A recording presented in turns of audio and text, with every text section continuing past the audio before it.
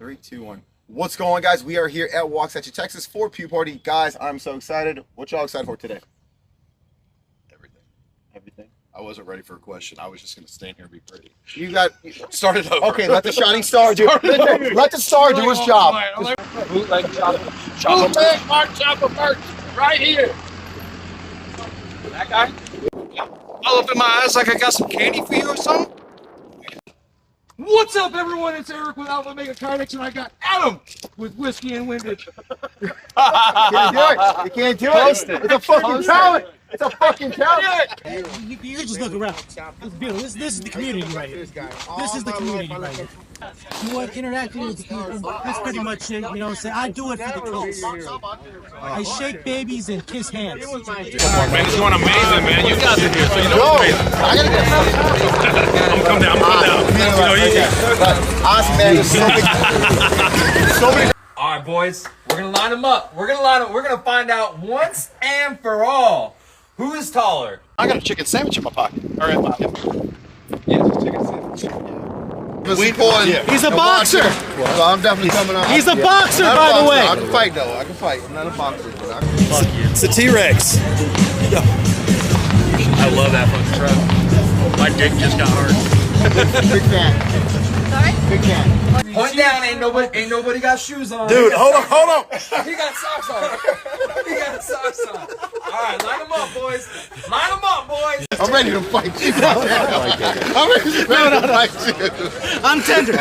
We got pay-per-view going on right now. We got pay-per-view. I thought you said I'm ready to sell tickets right now. I'm going to fight. I'm ready to sell tickets. If y'all want to see me and Eddie fight behind that hill, you got to pay $25.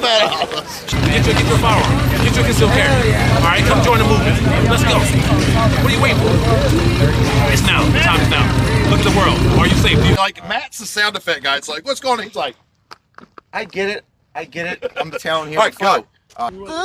Eddie's here. What's up, this Black Rambo, man? Shout out to Whiskey and Windage. Yeah, real ones on deck. Yo, meet me over there.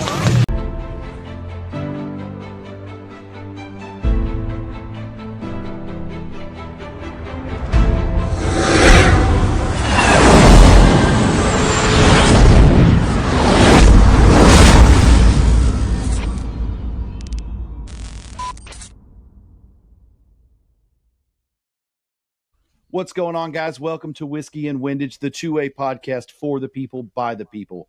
I'm your host, Mike from OCA, and I am joined by my co-hosts, Adam from Silver Bullet and Matt from Burning Powder.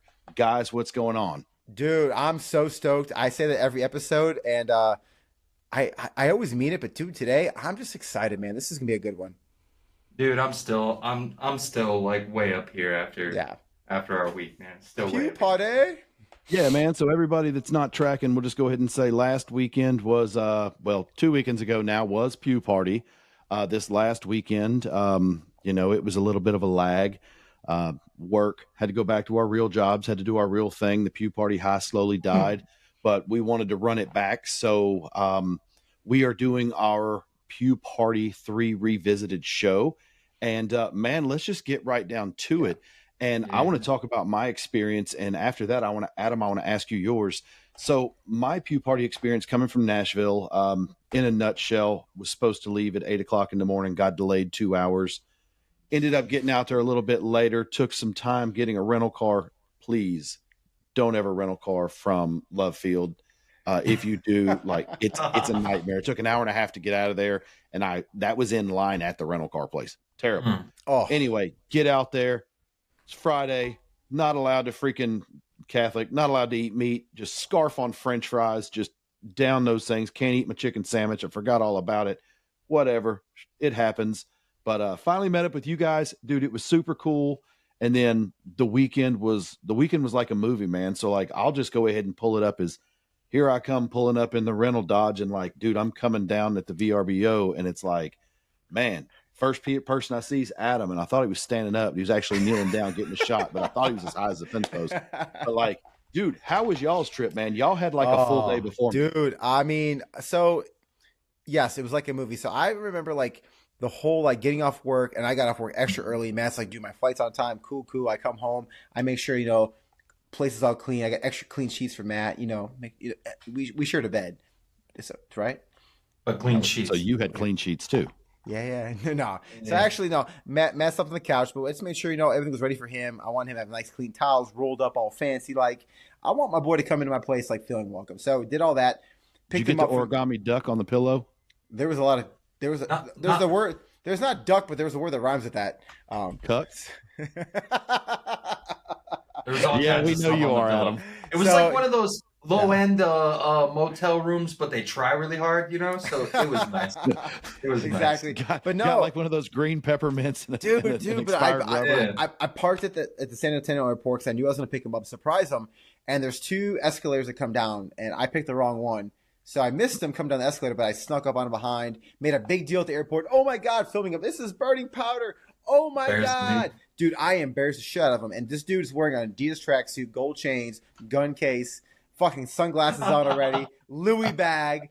And people are like, what the fuck is going on right now? And then you have me. I'm in fucking Ranger panties and fucking flip-flops and a gun shirt and a whiskey and windage hat and just acting like, and I had a fanny pack on too because that was my gat was in there. So that was oh yeah, it was big gay. But it was definitely an interesting combo, and people loved it, and they looked at us like we were weirdos. And dude, we picked up. Yeah. We came back here, we had some drinks, and then we filmed some content, made people laugh with the content we filmed. And dude, we just drove up, had a great road trip, and saw you, bro. So that's my experience. That was my experience. Man, let's pick it up with Matt. Let's go ahead and say you can pick it up from the Airbnb. But before we do that, I heard you got to visit Buc-ee's for the first time. Yeah, dude. So I flew all the way in from Idaho. I flew down to San Antonio to meet up with Adam. And then Friday, we drove from San Antonio up to Waxahachie.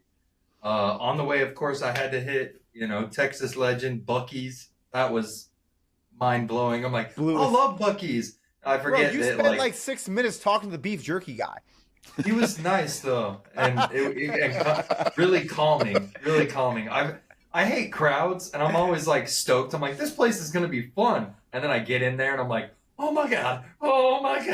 Yeah. But Buc-ee's was an experience, one of those things. Been there, done that. I forgot to buy the T-shirt, but I feel like if I ordered one online, it's not really a lie. So I might order me a Buc-ee's T-shirt. But the drive through Central Texas was gorgeous, and got out to Waxahachie at the beautiful VRBO. On Friday. So guys, I do want to tell you, if you didn't see it when you first clicked on it, this is a long podcast, but it is full of all sorts of good stuff, and it's actually full of tons of guests. I mean, we have, I think, 7 guests on tonight, and everybody, we tried to make it where everyone had enough time, so bear with us on that. And our guests, we want to thank you for coming on. We tried to squeeze everything in. We couldn't fit it all. If we left something out that you really liked, sorry, we'll send you some footage. Only do what we can do. But man, like, I see you guys, super cool. We go in, we get the Airbnb set up, then it's like, all right, let's leave. Like, let's go to ETTS. So we drive down there, and man, that place was beautiful. Great facility. And as soon as we pull in, we meet Matt's brother-in-law and one of his friends, and we already had a range booked, and they were cool. ETTS was awesome, and they were like, hey, just go drive until you find a range you want. Try to stay out of the muddy ones. Good luck. Driving through the gates, we pass Fred from Survival Sisters. We pass the 2A boys, and everyone wants to talk, and they don't realize that we got like 1,500 rounds of ammo that we brought specifically to shoot, and we paid like buku bucks to pay the overweight fees to get it there. So it was like, hey man, we're shooting this stuff. So we leave, we get down there, we all start shooting, and then 2A boys roll up. Eric from Alpha Omega Kydex shows up with 2 of his boys. Shout out to Cody. Shout out to Mike. They were cool. Texas they were Stable. Our house guests too. Texas Stable. Yeah, man. We all kind of bunked together. It was super awesome. But yeah, man. So why don't somebody go ahead and start talking about ETTS? Adam, what about you? Oh, dude. So I've been to some pretty cool ranges in San Antonio and then up in San Angelo, which I always brag about my San Angelo range. But ETTS took it to another level, and I wish it was closer. I mean, it's not too far from me. It's a day trip. I could do it. But man, it's such a great facility. Like, I've been to plenty of ranges where you drive in, there's a bay, there's 10 bays. This thing probably had 40 or 50 different bays, from 25 yards up to a couple of 100 yards. Steel out there. It was a little muddy, but that happens. It's life. It's Texas. It rains. But besides that, it was freaking amazing. Like, it was just the owner, Matt, will be able to speak to this, and I do want him to talk about ETTS and Pat a little bit. but everyone said the same thing. Like ETTS is super cool when it comes to letting the patrons do some run and gun. If you have the proper licensing, full auto is not only allowed, it's recommended. You know, they're super cool on that. So, Matt, you spent a little time with Pat, like what, from the owner of ETTS, what'd you learn about him and his facility? Dude, Pat was such a nice guy. I can't say enough kind words about the gentleman. Was a great host. During the event, he was trucking people up and down from the long bays back to the center of the event. Trucked us. He trucked us. He was like, "Hop in, boys. I'll give you a ride." He had AC going in the side by side. He was super happy to have all of us there. His staff was really great, and his facility is beautiful. It's like right in the middle of cattle country, part of Texas. Beautiful green rolling hills, and he's got 5,000 acres out there. So what he's got built, 5,000 acres. What he's got built right now is only about 3% of his property. And he's planning on adding 30-something bays just this year, and then every year after that, expanding. You need to put an airport in too, then, so I can fly right to it. Yeah, he needs a big airport. Well, I mean, you can land a chopper there. We know that for sure. But ETTS was gorgeous, man. I loved it out there. Yeah, so we shot some content. We had some good times. We ran some drills. We had some, great time. Then it was time to go back to the house. We had to change clothes, do our thing, because we knew that there was a meet and greet that night with manufacturers, content creators, all that. Jay and Juan were gracious enough to invite us to that. So we changed, we grabbed the boys, we turn back around, turn and burn back. We get there, and when we pull up, we hadn't eaten. We were pretty hungry. So we pull up, had a great taco truck there. The guys there were awesome. So props to those guys. Go in this little barn that's like a venue. It's just, it's a barn, but it's also a venue site. And we go in there, and Jay and Juan are up there. Right when we pull up, they're giving away the mini fix. The guy that won it walked up, gave hugs, thanked everybody. And as you're looking across the room, you're like, hey, I notice I recognize that guy. Hey, I know that person. Hey, I see that guy. Ooh, that guy works for so-and-so. Really cool. And then it came to the meet and greet, and we just started walking around. Everyone was there. I mean, we were instantly drawn to the other troublemakers in the room. Dust, Dude Knowledge, the turkeys, tactical, damn turkeys. Gun camp. Then the gun camp, yeah. So I mean, they weren't there that night. I don't think I didn't see them there that night. No, they weren't there. But, dude, if they were there, dude, we all would have left in handcuffs if they were there. Yeah, but we hung out. We did, they showed us, a great welcome, and we were just as welcoming. But man, it was a super cool time. Wake up the next day, we go to the show, and man.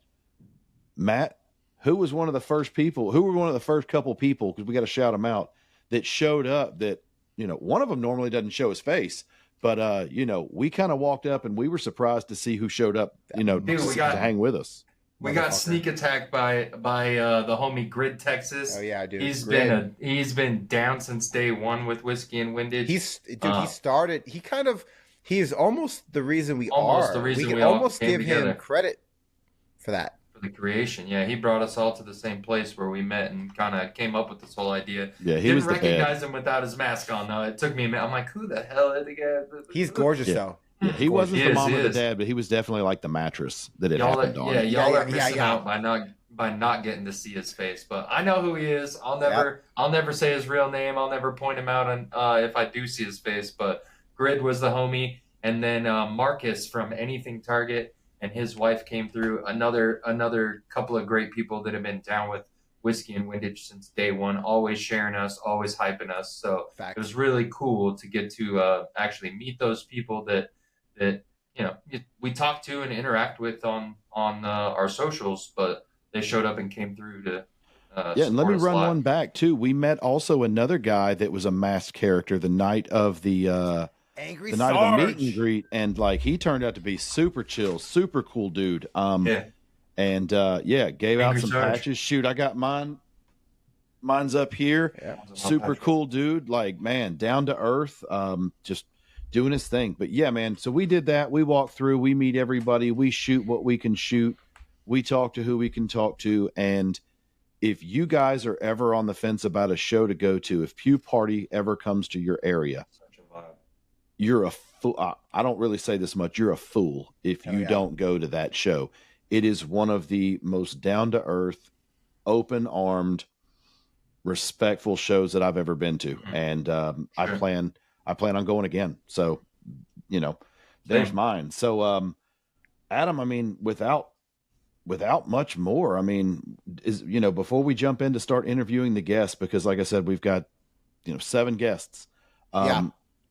Let's summarize. I got one thing. I got one more thing I want to talk about there because, and we talked about it a little bit, but Whiskey and Windage started as an Instagram live podcasty concept. Yeah. And the first person we were super excited to have on was Jordan from Cock'd Firearms. Yep. And when I walked into that barn that day, that's my sales rep. Yeah, dude, I saw Jordan. He looked at me, bro. I'm like, Jordan, dapping him up. And I told Jordan, dude, realize you're the first guest that Whiskey and Windage, when it was just this little baby thing on Instagram as a live. And it was just so cool to meet him in person. And he kind of like, when I explained that to him, he was like, dang, like it meant a lot. And to me, that was a cool moment that I think we haven't really talked about. And a shout out to Jordan from Cock'd Firearms. Jordan, hell yeah, dude. Yeah. So Matt, I want to say we've talked about the range. We've talked about Pew Party. We've talked about where we've traveled from. I guess 2 things from you. What was one thing that you learned while you were at Pew Party that you didn't know before? And then, Adam, I'm going to ask you the same thing. And then the second question is, it's not even a question. It's time for you to, give your words to Jay and Juan. So let's go ahead and start about Matt. What did you learn at Pew Party that you didn't know before? So this is really simple, and it only comes from being able to have those manufacturers there with their products on demo.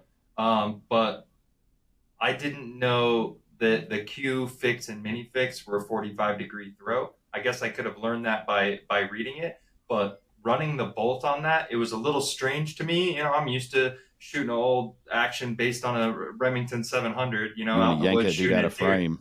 Yeah, and I was just like, click, smack, like, oh my goodness, like it just runs. So I was like, blew my mind doing that. So that was really, really simply, that was one of the cool things I learned, and like immediately I fell in love with that platform. Adam, what about you, bro?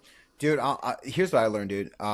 Shout out to all the vendors, but honestly, our community is, when I say our community is 2A Americans, loving freedom Americans. I don't care what your race, religion, sexual orientation is. Don't matter to me. Don't matter to me, bro. If you're about this country, about freedom, about the 1A, the 2A, about the Constitution, dude, we came together, and dude, that's what I learned, that we are so not divided like this fucking media wants to tell us that we are. So that's where I'm going. Man, I was going to say, so what I learned was, as a creator, as a new creator, anyone else that's out there that's new creator, anybody that you're trying to, I don't want to say look up to, because I don't ever say meet your heroes. And I don't want you to idolize another YouTube creator. That's silly. But I'm going to use people as examples. Having the actual time to sit down and talk with, the team at Gun Camp, talk with Rambo, talk with Mark Chapo. Yeah. These are people that on a normal day, if you IG message them or YouTube message them, it's really difficult. And they actually explain this to you, like, man, there's hundreds, if not thousands of messages that come through. Yeah. So the only way you get picked to be responded to is surely a lottery, because they can't answer everybody. No, but when you actually meet them and they're like, man, I don't ever mean to disrespect anybody, and you follow me and you watch my stuff, dude, let me support you. And it's mutual love. And next thing you know, like, you're talking, you're creating content together. And, I guess my thing that I learned is, don't get frustrated as a creator. Don't get frustrated on Instagram and think that somebody's not, oh, they're fake, or, they just think they're too cool. There's a lot of people out there that they can't get back to you. Now, there still are some snakes in the grass, and I'm not saying they are. I mean, there still are, but you got to give people the benefit of the doubt. So let's go back to the second part of this before we jump into the show. And Adam, what words do you have for Jay and Juan? Man, no words, just praise. Guys, Jay and Juan are literally the people that we talked to in this podcast that we message that I had I got Jay's phone number. He messaged me, texted me. I'm like, oh, he's a cool dude. No, he is that dude. It's not a persona. It's not an act. Yeah. Jay and Juan are literally the people you see on social media. That's who they are. So much love, much respect to y'all. So, Matt? I mean, real similar. I want to thank them because I had an amazing time. It was a really cool thing that they brought together, and they do it selflessly. Like they originally started off as their birthday party, but to the level it's gotten, you can tell that it's all work. It's making them happy and they're fulfilled in it. But you can see that it's got to be stressful, and that's a really selfless thing to do for other people to make sure that we all had an amazing time, and we absolutely did. Yeah, it's a labor of love. So my stuff will be the same thing. It's all nothing but praise. Watching them all take the time and try to speak with everybody that they can. I got lucky enough to talk to Juan the night of the Creators Thing for a good bit of time, sitting over by the trailer right when everyone was closing down, and we talked for quite a minute talking about things. But I mean, they are down to earth people, and they are as advertised. So we said it when we came down and said, hey, for Friday, if you guys need any help or anything, you let us know and we're down to help. They never asked for a thing, but that offer still stands. I mean, you guys need something from us, like, we got your back. So, without further ado, man, let's just cut the rest of it out, dude. And let's just get right to the show, man. Let's go. Let's do it. Let's go. We interrupt our program to bring you this important message. All right, guys, tonight we have our first guest on the Pew Party review, and that's Miss Sierrah Blade. Sierrah, welcome to Whiskey and Windage. Welcome in. Thank you. I'm glad to be here. Yeah, thanks for jumping in on short notice. We love it. Very last notice. Yeah, it was very last notice, but we appreciate you. And so basically, we're just recapping, talking about Pew Party. I mean, I think we all can agree it was an amazing event. And awesome. Honestly, like, what's your experience? Because we talked about our experiences already. So, like, we want to know, like, what was your experience of Pew Party 3?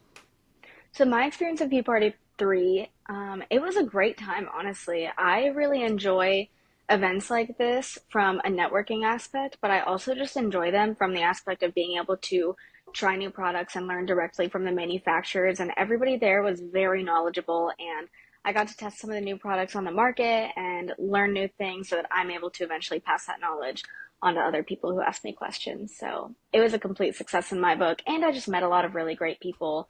Like, the community was just awesome at this event, and that's just one of the biggest things to me. Hell yeah. No, it really was. Man, that's really cool. So I do want to ask, is this your first Pew Party that you've went to, or is this,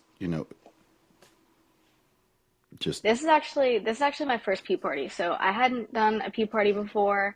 I'd only heard about it, and I got invited this year, and I said, you know what? It looks like a lot of fun. I've heard great things, so I'm going to go check it out. Yeah.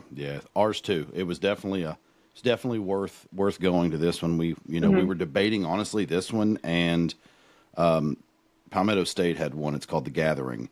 And there were a couple guys that made it to both of those shows that same weekend, which are crazy to me how they did that. But, we were like, Jay and Juan are the homies. We got to go see them. So I'm kind of glad we did that. Sure. Yeah, me too. Sierrah, there was lots of manufacturers, lots of cool demo products, lots of cool people. But what was hands down your favorite part of Pew Party 3? Hands down favorite part. I want to say the helicopter ride. It was actually my first time in a helicopter as far as my adult life goes. So it was really awesome to be able to experience that, especially for a really great price and everything. So, I want to ask you this because I'm gonna. It's a loaded question, but I think you know the answer. So, like, what was your favorite company there that was at Pew Party? You had to give yourself. I mean, myself, of course, my company, but right answer. But as far as somebody else's company goes, I think Ross Martin. It was really cool to see a company there who manufactures in Dallas, and Stephanie, I believe her name was, she was very sweet, very knowledgeable, told me all the features about their firearms, and they launched at SHOT Show and everything. So, like, it was really awesome to see another small business there and growing and just being out there and pushing to bring more firearms to the market and more innovation. So I'd have to say Ross Martin. Pew Party 4, all things the same. And your company's not a bad answer. Which company would you like to see there next year? Whether they might have been there this year or maybe it's someone new. Like what company would you like to see? I would like to see Santan Tactical. Okay, nice. Santan Tactical. They're great people. I mean, they're from local in the area as well, and they manufacture really, really great, especially full auto firearms. So I always recommend their stuff. And like I said, they're just great people, and I'd love to see them next year, especially since they're a little bit more on the come up. Daniel, I know he's been kind of building Santan for the last couple of years and just doing really great things with them. So Santan Tactical, I hope to see you there. You better be there. Yeah, shameless plug. Nice. Definitely go check them out if you don't know who they are. Yeah, and speaking of local, we were out at ETTS in Waxahachie, Texas. I'd never been to Texas at all. I thought it was a pretty cool range. What did you think about the location of the event as a whole? So ETTS is actually my home range. It's where I do a lot of trainings at. Oh, wow. Yeah. So she knows Pat very well. Just a little bit. And Erica. I love Erica. I talk to her every time I'm there. Good people. So ETTS, I mean, it's a great range. They brought such a different way of training to the industry as far as the area goes, because a lot of the ranges in that area don't allow run and gun, or they don't allow draw from holster. And so ETTS really brought a different kind of market for the people who want to train in these ways, you know, bring their full autos, bring suppressed guns, do big outdoor events. So I personally love ETTS. I go there often. Like I said, I do trainings there. Reginald and I did one on Sunday together with Pew Party. So it was, I mean, I love the range. How did that go? Like, how did that go? Because we had to leave. We weren't able to make that. It was awesome. Yeah, it was a great time. I know. I'm mad at you guys. You should have come out. Man. It's okay. Next year. Yeah. But it went awesome. I mean, we had a couple of, I guess you could say, hiccups come up, but it was nothing that we couldn't fix. I mean, the weather was a variable, and so we pivoted, changed our class schedule. Everybody had a great time. Everybody learned some new things, and we just got some awesome run and gun teaching in. I mean, it was like, I can't complain. It went exactly the way that I believe that it should have, and I couldn't have been more happy with it. Very cool. Very cool. So I want to do this. We're doing this to everyone that comes on. Like, what words do you have for Jay and Juan? Like, if you can tell them something, like, you know, they put on this huge event, the planning, the logistics, like, all that goes into that. Like, what would you say after to Jay and Juan right now? Great job. I mean, that's a good answer. It's a really good answer. Solid answer. I mean, putting on an event of this size definitely is no small feat. And for this to only be their third one and already be where it's at, I think they're doing great. You talked about your business. I mean, why don't you plug your business while you're on here and tell us, what do you do? Okay, so I am Sierrah, and Blades and Bullets is my business. I'm a firearms instructor, and I'm based here out of Dallas. And most of what we do is a lot of fundamental safety, getting people comfortable with firearms. But we also can, you know, we can kind of build our trainings and private lessons specifically based off of your expertise. So Adam, let's say you wanted to do something going over maybe draw from holster, or maybe you wanted to get into I'm glad you brought that up. Shoot. He needs draw from holster bad. It's nice. It's fair. I'll take it. So we can get into, you know, move and shoot, but a lot of what we do is fundamentals, because the whole reason that I got into this is because I've worked on public ranges. I've been in this industry and a competitive shooter since I was 14. Like, I have seen a lot of things on range, and I noticed a lack of education, and it's not necessarily anybody's fault. People don't know what they don't know. And so I want to bridge that gap, and I want to bring firearms training, education, and safety into spaces where that's not typically talked about, and bring it in a way where it bridges that gap of being timid about it, but also uncertainty. It bridges it into starting to learn and starting a training journey and getting into it. And I've had a lot of success, because it's not just, to me, it's not just about, sorry, I'm going on a little TED talk. No, you're good. No, you're good. It's not just about firearms to me, right? It goes into confidence. It goes into how people carry themselves. It goes into lifestyle. And I've seen this positively impact all of my clients all around. I've seen how they carry themselves after and how they feel learning a new skill that they never thought they'd be able to do. So my goal is always, you know, if you're unsure, you're timid, one, I will never make you do anything that you don't want to do. But number two, I will also encourage you to push out of your comfort zone a little bit, learn this new skill, and then take this new skill and comfortability and go to the range on your own. And like their confidence just skyrockets knowing that they're able to go to the range and not rely on RSOs, not rely on their significant others or anything like that. So that's why I do what I do with fundamentals and education. No, I could sit here. I can tell that down the road, we mentioned it at Pew Party, but there's definitely going to be an episode dedicated to you guys, Bullets and Blades. Yes. We definitely want to do that. We want to hear more about it.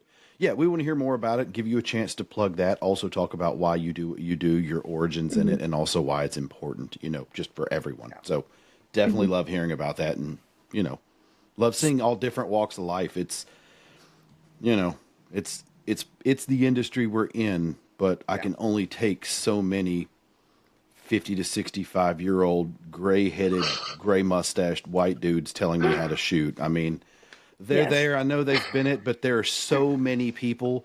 I don't want to say that are more or less qualified. There are so many people that are equally qualified that deserve the shot at getting training from our community, because I think that we can learn from everybody. So I think that's absolutely awesome. I'm forever learning. I'm always taking classes and learning from other instructors. Oh, yeah. Like I'm forever a student.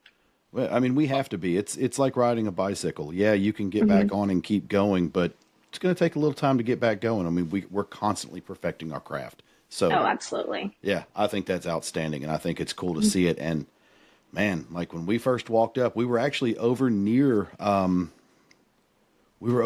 forget where we saw it, but I just remember Reginald coming up and like, "Hey, you guys have to meet her. You have to meet this lady." And it was like, "All right, who is she?" And it was like, "Oh heck yeah! Like she's ready to go. Yeah. I like this." Yeah, always. Yeah. Have to dress the part. And then you sniped me. She sniped me and interviewed me first before I could. I'm like, she got us. That. So I love the first interview is actually Sierrah interviewing me about what we do in Whiskey and Windage. So she got us. She beat us to the punch. Well, it will be up either tomorrow or Tuesday, by the way. Shameless plug. Make sure you got his good side or he's going to get all butt hurt. Yeah. I think we did. Yeah, he'll talk trash in the DMs about you. He'll say, "Oh, her camera's junk. That's why I look so terrible. She's using a crap camera. What were her settings?" Yeah. What? How much exposure was that? It's terrible. Such a diva. It's like this has happened before. It's like they never. Yeah, this is definitely not anything new. Awesome. So before we wrap up, Sierrah, go ahead, Matt. Oh, I was gonna say you've told everybody about your business. Real quick, make sure to just shout out your socials. Where can they find you on Instagram, YouTube? Drop them all real quick. Your website. Okay, so my Instagram is at Sierrah Blade. I also have another one that is at Blades and Bullets. TikTok is going to be Sierrah Blade. My website is just www.bladesandbullets.com. And my YouTube, I have one for Sierrah Blade as well as Blades and Bullets. But you have to make sure to put it in as one name for both of them because gun industry on Instagram. Yeah, shadow ban. Yeah. So, and one question I want to ask about your .com because I'm big dumb and sometimes this happens. When you say Bullets and Blades, is it AND or is it the and sign? Because sometimes people AND. Gotcha. Yeah, some people do that, and I'm like, ours is whiskey and windage, and people are like, I can't find it, and it's like, hey. So yeah, perfect. AND Blades. AND. Beautiful. Thank you. Well, awesome, Sierrah. We appreciate you coming on, and I know you have to jump off now, but we'll get you back on for your own show. But thank you for the last minute, and we appreciate your time. Of course, yeah. Thank you guys again. It was great meeting you at Pew Party, and I'm looking forward to our episode in the future. For our next guest on our Pew Party Revisited, we are joined by Kyle from Cock'd Firearms. Kyle, dude, how's it going, brother? Chilling, man. Chilling. Happy to be here. Welcome. It seems like it's been forever, but it's only been a week. And I found myself Friday at work going home, and it was like, man, I'm not supposed to be here. Like last week, I wasn't doing this. Like we all had our talks. Like, why can't we be PewTubers yet? Like, why can't we just get paid to do what these guys do? Like, You know, I feel you on that. I'm working. We're working the on blue bonnet. Yeah, why can't that blue bonnet memory? That blue bonnet, dude. Yes. I'm ready to see that Karen again. I I can't. want them lemon. I want them lemon pepper wings. That's all I care about, man. Man, yeah, them dudes were on point. Oh no, I take that back. The wings were good, but you guys ordered the ribs, and then they said, "Oh, we're out of ribs," and y'all were like, Yeah. "Hey, Mike, try this rib," and I was like, fell off. I'm like, dude, what is this? Like, what sorcery are they using? And dude, they were amazing. They were amazing. So. Shout out to everybody at Blue Bonnet except for that one Karen. Y'all have an awesome thing going there. It was definitely a movie, and it's a surreal memory now. We've met a lot of cool people. It was super cool, Kyle, to get to sit down, share a meal with you and your wife. Complete strangers at first, but we all left as friends. So this Pew Party, since you have an experience, this is your second one. What was your favorite part of this Pew Party? I mean, it's definitely going to be flying in a helicopter and shooting guns out of it. That's every man's bucket list item, whether they want to admit it or not. It's on there. That and the Last Stand scenario. Yeah. So I mean, I have a couple more bucket list items, but we won't talk about those right now. But listen, that's fair. That's fair. Those are paid to play. It's a big bucket, okay? It's a big bucket. well, we know Big bucket, little ladle. we know someone with enough money that'll get him to do it, right? Don't we? Yeah, shout out JT Article 15. I love how you keep saying that though, because it's not even the correct business. I love it. So at the end of the day, no, it's definitely the helicopter ride was probably my favorite part of it. I mean, shooting full auto, shooting suppressed, those are things I've done in the past. Those are things I do on my own. But definitely the helicopter ride was top tier. And meeting everybody, like making all the new friends. Like the first event, I made friends with Juan, Jay, and all of those guys, and then it kind of like snowballed. Winston, all these other dudes. Oh, it does, dude. The spider web gets crazy. Exactly. Now you guys, and it's like I'm up to like 150 Pew Party friends that I have on all my socials. So That's awesome. So, I do want to ask and go back one question. I'm gonna shoot from the hip here. So Sure. I've been to quite a few shows. Matt's been to some. So has Adam. We've seen all this, but something that we continually heard throughout this Pew Party was how the guns were cool, the show was great, hands down, but what was more important was all of the walls and barriers were down, and everyone was just showing love, regardless of who you are, who you aren't, the guy that's way up here on the echelon and the guy that's just starting to come up. Everybody was just, man, it was just love. That's all I can say. I'm sure it was kind of similar for Pew Party 2, but like talk about the difference in Pew Party 2 verse 3, or was there one like when it came to that camaraderie and that family? No, Pew Party 2 to Pew Party 3, there's no difference between it. They literally won, and Jay did a great job of building a community where everybody's there. Like there was a young lady there. We have it on camera. She had never shot a pistol, and Oh wow. yeah, it was interesting. I know she's at Pew Party. She was there with her husband. He was there at Pew Party. She had never shot, and he was trying to teach her. And I saw I was like, this is gonna end bad. So I stepped in. I'm like, hey man, lean forward, do this. I gave her some pointers, and she fired her first shots, and it was really really cool. I actually got it on camera, so it was pretty excellent. And it was one of those things. It's like I didn't need anybody to say, hey, help her. It's like that's the community that's being built with the Pew Party community, as well as the fact that like you said, bringing the walls down. You go to an NRA convention, and no shots to the NRA. I'm not a big fan of them, but at the end of the day, there is very much so an us against them kind of culture there, where it's like there's the FUDs, and then there's the tactical goons, and then there's the I hate to say it, but the black gun culture, and then the white gun culture, and then there's a somewhere in the middle that we meet. Pew culture has figured out how to be perfect where all of those assimilate, and there is no cliques. We're all just one big culture. I just appreciated the fact that I could walk in there, and whether it was meeting you for the first time or going and meeting someone else there for the first time, like, man, like Mark Choppa, like Rambo, and just literally being like, what's up, dude? And him just same thing, dap me up. What's going on? Who are you? Man, okay, I want to follow you. I want to support you. Are you supporting me? Yeah, all right, let's do that. And it was like game over. And I don't care what your walk of life is. I don't care what your race, your creed, your religion, none of that, man. That doesn't matter to me when it comes to 2A. If you support 2A, like, we're family whether we like it or not. That's just what we are, and I'm accepting of that. I think that's the best part of it, I will say. Like, I mean, I met Winston at Pew Party 2, and then we linked up since then. Chitted-chatted a lot on Instagram.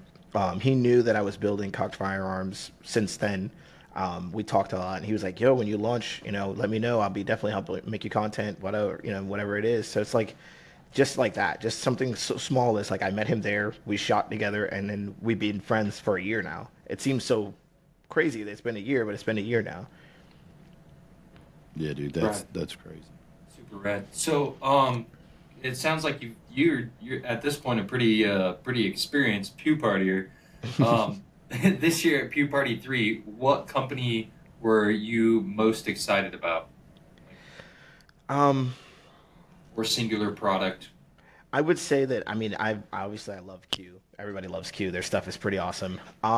Ross Martin, though, was extremely... I walked by that booth, and I turned around and I was like, that looks interesting. A prime example, my wife, I mean, in my household, I'll be honest, we're all Smith & Wesson fans. I mean, I run Smith & Wesson for whether it's my competitor, whether it's my carry gun. My wife carries a Shield Performance Center. It's all Smith & Wesson. But the first thing she said was, I want one of these. I think I'm going to switch my carry gun. And I was like, well, damn. Which is surprising to me, It's a bold statement, right? It's a bold statement. I mean, considering for 15 years we've been carrying Smith & Wessons now. And, she's like, yeah, no, I really like that gun. I'm going to switch to this. So, I mean, I'm going to order her one, of course. But it's definitely, Ross Martin was the standout for the event for me, not because Q is huge. Everybody knows Q, but nobody really knows them. They're real small, but they were fantastic. I mean, I shot that gun. It's cool to see an underdog coming up. Exactly. I shot that gun and I shot the Treyarch, and I like the Ross Martin better. It's like, that's awesome, man. And the Ross Martin's $450. Yeah. Wow. Man, so you're a Florida boy, coming out to Texas. Used to being out there. At Pew Party 2 in that general location. We come out to, I don't know, what did Juan call it? Waxahachie? Whatever. Waxahachie. Waxahachie. Yeah, so we come out to Waxahachie, and our Airbnb had donkeys and longhorn steers in the front yard. Like, we walked out front and like they were there. It's like, what the hell is this? Like, it's cool, but what is this? So I was like, man, where are we? But when we pulled into ETTS, it was like, whoa, like, okay. It's a pretty cool place. What were your thoughts about the range and the location? I think the location was beautiful. It was, we couldn't have asked for a better day. We had like no overcast, no sun. It was like the perfect temperature, not hot, not cold. It was like, hell yeah, this is what I'm talking about. I will say, when we were in Florida, they picked a hot ass day.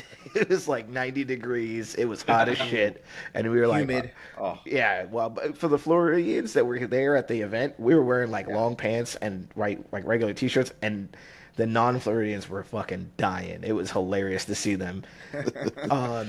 Yeah, I mean, Texas was amazing. I've been to Texas several times for work stuff, construction stuff, contracting stuff in the past, and I love the state of Texas. Every time I go there, I threaten to move every time. But my wife being Puerto Rican needs to be very close to water, or she might wither up and die. So I have to stay here in Florida. You know how that goes. Understood. Happy wife, happy life. That's what they say. Yeah, man. If you can't live in Texas, living in Florida is not bad at all. It's a good choice. No, I can't be mad at that. It's pretty close. It's a darn good choice. It's a darn good choice for sure. As far as gun laws are concerned, the only thing you guys got us beat on is like suppressors without a tax stamp.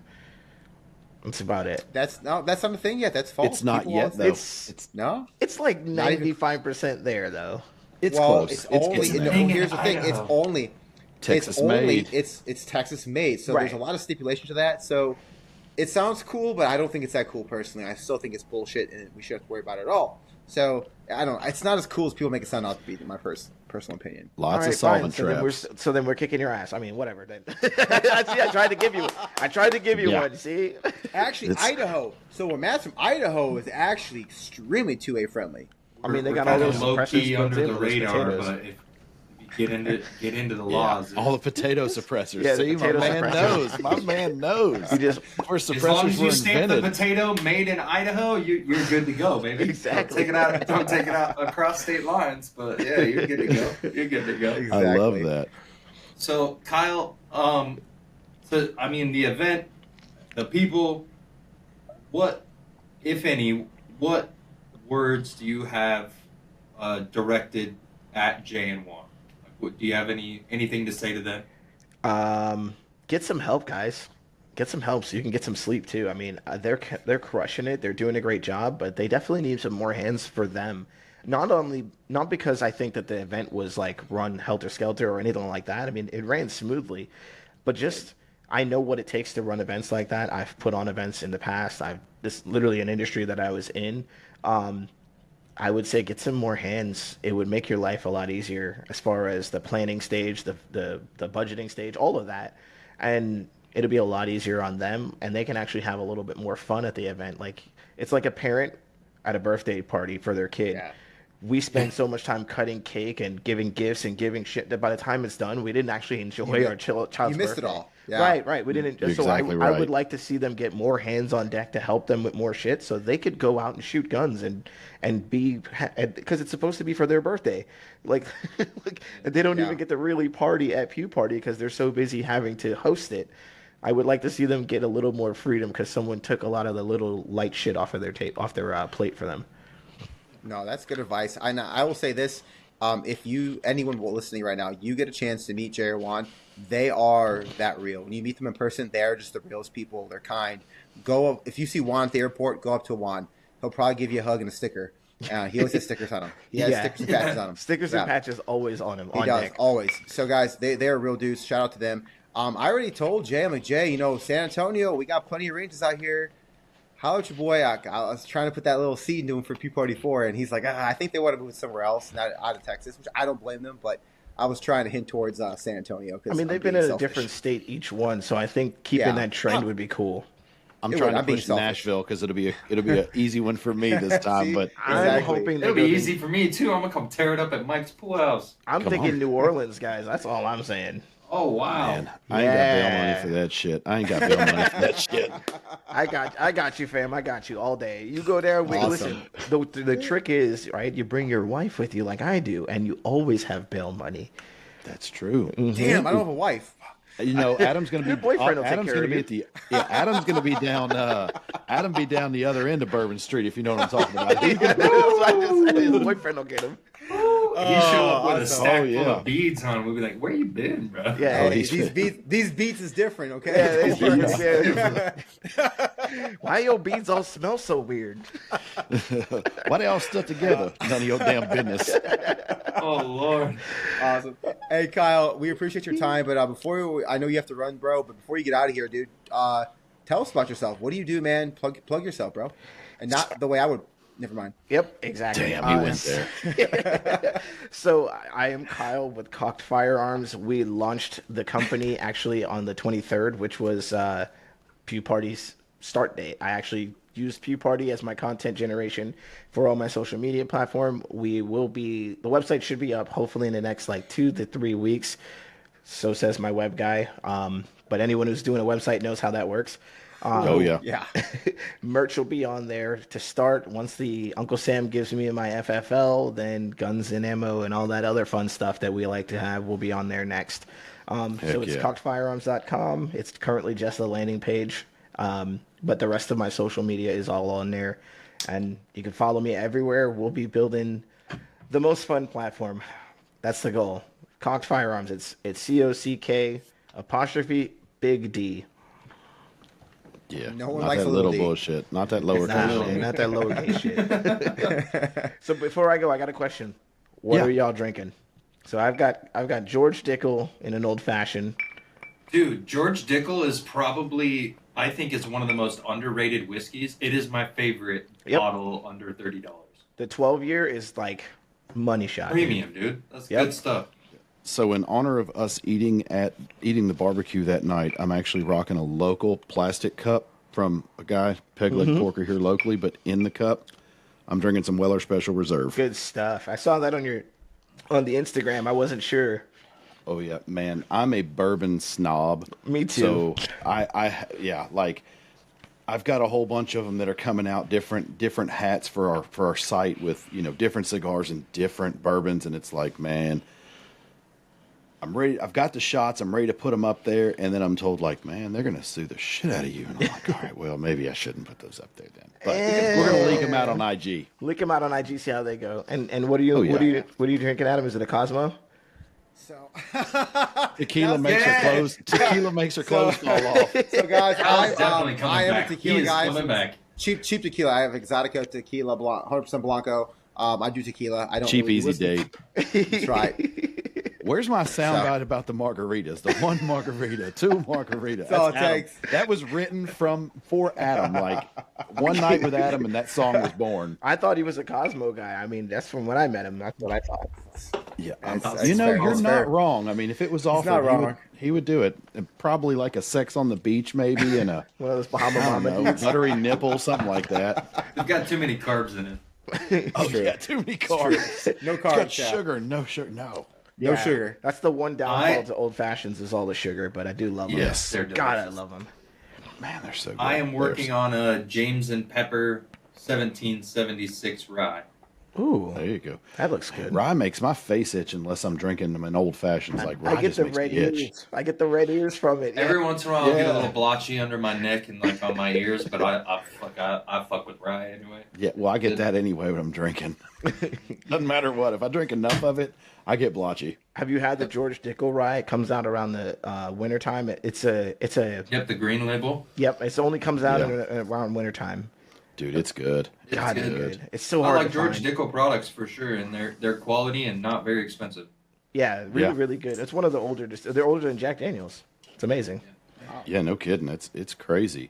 Well, Kyle, dude, we appreciate you sliding by. So you've dropped everything. So, man, we appreciate you, and we'd love to have you back on the show at some point. So, man, we appreciate it, brother. Thank you. Absolutely, guys. When I launch the website and everything's up and running, I'll definitely hit back out to you. Get in the Definitely. DMs. Let us know, We'll brother. help you Let us push it. All right, man. Take care. All right, everybody. We want to go ahead and give a big whiskey and windage welcome to our good friend Winston from Click Pop 2A. One of the favorite people that we got to shake hands with, rub elbows with at Pew Party. Winston, how are you doing today, bro? Hey man, peace and blessings, family. I'm doing well, man. Thank you guys for inviting me. Like I said before on the pre-shows, it was an honor to meet you guys, man. You guys are the guys next door, man. You the guys down the street, man. I really appreciate that. You guys have some great knowledge that you dropped at Pew Party. I got a chance to chop it up with Matt a little bit on the live. You know, we exchanged some knowledge there, which was super dope. And I was very eager to get to this point to see you guys today. Man, Hell yeah, yeah, we man. got Well, to test you out Keep too, because coming. we're looking for correspondence. You know what I mean? We're gonna have to get a listen, correspondent in the field. I told Yeah, you, I told you you, I'm did. an in the field correspondent, man. Hey, elephants over here. We don't forget that stuff. We know Yeah. what's going on. It's Yeah, I always in told our you, heads. man. Yeah, It's in our I heads. even made sure I had some liqueur just for you guys. My man, my man. You know what Nice. I mean? You thought it was Yeah. Pew Party, but it's a job interview. That's all. Exactly. It's always an interview. Hey, hold on. Let me sit up straight, man. There we go. But Winston, so for real, man, we did enjoy talking to you. You were a good dude out there. But honestly, like, was this so? What was your experience at Pew Party? Like, if you had to sum it up, like, tell us about your experience there. Well, this was my second time. I actually went to Pew Party 2. Of course, I saw Pew Party 1 on the video. So Right. I kind of knew what to expect going into it. So I kind of had a goal of what I wanted to do and what I wanted to get accomplished. First, it was to make sure I got certified and Stop the Bleed with White Side Tactical. That was one of the things that I was eager to do. Once I saw, they had that taking place the night before, I did my questionnaire. aced my test. I got 100 on the test. Just want to let you know. Everybody Hell know yeah. that. Already know. And We then, already know. And early in the morning, I was like the third one at the booth. I wasn't first, but I was the third one at the booth, just to get that certified, that certificate, and just to get that knowledge. And then from there, I just wanted to make sure I talked to all the companies, every company that was there. I wanted to shake their hand, introduce myself, get a chance to use their products. And then thirdly, I just wanted to meet everybody who was at Pew Party, try to, exchange, information, shake a couple hands, and then just try to leave my mark on the on Pew Party with a couple of people, Yeah. Heck yeah, So man. That's awesome. yeah, and I know you said that this was your second Pew Party, so I do want to ask you. This was my first Pew Party. I've been to plenty of shows, but all I heard all going through Pew Party was the same thing. It was like a broken record. Everybody kept saying how this show was different. This show is different. And I was like, all right, well, we'll go see. And I get down there, and it in fact was different. It was a I don't want to say it was a life-changing experience, but it was damn close to it, because so many people were there from so many different walks of life. But at the end of the day, there were no walls put up. There were no cliques. There were no, here's these folks and that folks, or there's the goons and there's the fuds, or any of that. Like, it was all love. And I got to ask, because I wasn't at Pew Party 1 or 2, and your experience in Pew Party 2, was it the same as 3, or was 3 up a notch, like, as far as how the community was? Like, what's your thoughts on it? I'm going to say from that point, and it's good that you say that, because this was your first one that you actually went to. And the first time you go, you are actually looking for things. And then some things you just, you flat out, you just can't, you cannot see them. You just can't see them. And then some things, they just right there in your face. And one of the things that's right there in your face is the melting pot of people and the different, like you said, the different backgrounds of people. But if you close your eyes and you couldn't see, you wouldn't see color. You know what I mean? Everybody was on the same respect level. Everybody was treated as if you are a novice when it comes to firearms and the safety of the firearms. Everybody gets the same treatment. And I think that's a credit to Juan, because if you have interacted with him, he treats the janitor like he treats the CEO. Yes. Same thing with Jay the Shooter. So once you start at the head of the snake with that type of treatment, then everybody else kind of comes in and falls into place. Nobody comes in with an ego. And I think that's one of the biggest things that you take away from Pew Party is you can look to your left and see somebody that you don't know and strike up a conversation with them. And after the conversation, it's like, damn, I feel like I've known them for 10 years. You know what I mean? Like we've been conversing, and damn, I remember what he said and he made me laugh. And I remember what he said and we laughed at this particular joke together. And now we have a little inside thing going to where we see each other 10 years from now. It's like, hey, yo, you remember that time we was talking at Pew Party and I rated you guys? And you know what I mean? And so it's one of those things where you instantly create a pen pal. You know what I mean? You instantly create a friendship. So, and it's a bond that continues on to where we now, on a podcast together, chopping it up. So I think that's one of the beautiful things about Pew Party, how it brings everybody together effortlessly. I'm glad you said that. So, Winston, Pew Party 3, what was your favorite part? Like, what did you have the most fun doing for Click Pop 2A? The most fun, I want to say, it's easy to say the helicopter ride. It's easy to say that. Yeah. That was, I was itching to get up, but I was more itching to get down safe. You know what I mean? So it's kind of like one of those two things. It's like, I can't wait to get up, but I'm ready to get down. You know what I mean? So that was real fun. I think for me, it was just seeing all the different faces, all the different backgrounds. And I want to give a big shout out to the staff at that particular gun range. I think that was one of my biggest takeaways was the staff, how accommodating, how welcoming, how warm they were. And I think it just, for an event like that to go all flawless, that was one of my biggest takeaways. I think that was just one of and the people, everybody was so happy to see you. They were so excited to be there. You didn't look in the crowd and see that one face that's like, mean mugging or anything like that. Everybody when you walked up to them, everybody had such a smile, such a good energy about them. I think that was one of the biggest things that I could take away that I really enjoyed was the actual people, because the people make Pew Party, not the other way around. What was your favorite company that was out there? A gun company, brand, product? Company. What was your? Okay, so I don't like the word favorite because that limits me so much. But I'm gonna give you my top 3, and in no particular order, right? You got to go with the guys from Q, man. They just a sharp bunch. They really know what they're talking about. White Side Tactical. I believe if you got a chance to go into that tent, the knowledge transfer in that tent was like any other tent. If you paid attention, that tent was packed the entire time with a line of people waiting. Those guys were so patient. They answered a million questions that particular day. They went through tourniquet after tourniquet after bleed, glove after glove, and not once did those guys get an attitude. They never had a chance to sit down. If you looked at those guys the whole entire time, they were standing on their feet. They were kneeling down on their knees. They were active with every single person that came to that particular booth. I think their goal was to certify 30 people. I think they certified over 37 people at that particular event. It should have been more, but I understand that the guns kind of trumped the safety just a little bit. And I can't forget about Ross Martin. Man, I waited. That's been a common one. Yes, I waited until the last.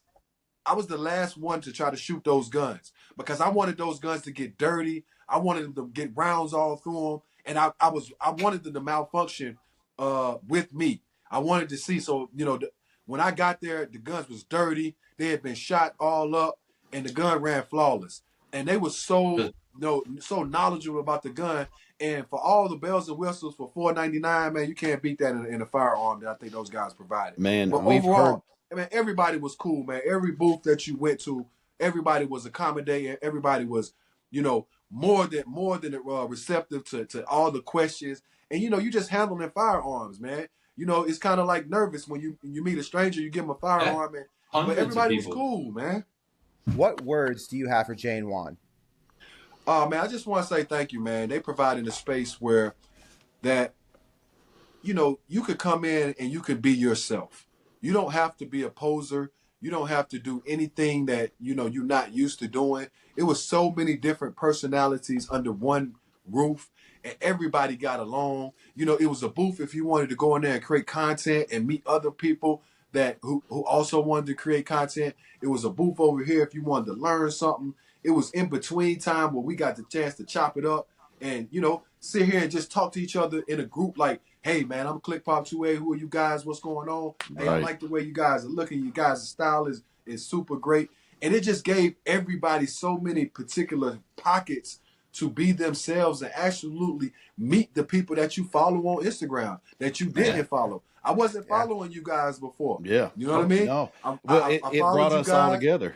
It brought us all together. It was one of those places where that you come in, the ego was left at the gate. Yeah. So, and I believe the Pew Party brand, it heightens that. It encourages you to meet one another. It encourages you to put your ego to the side and communicate. And let's come in here. Let's shake hands. Let's have conversations. Let's move this to a space forward together.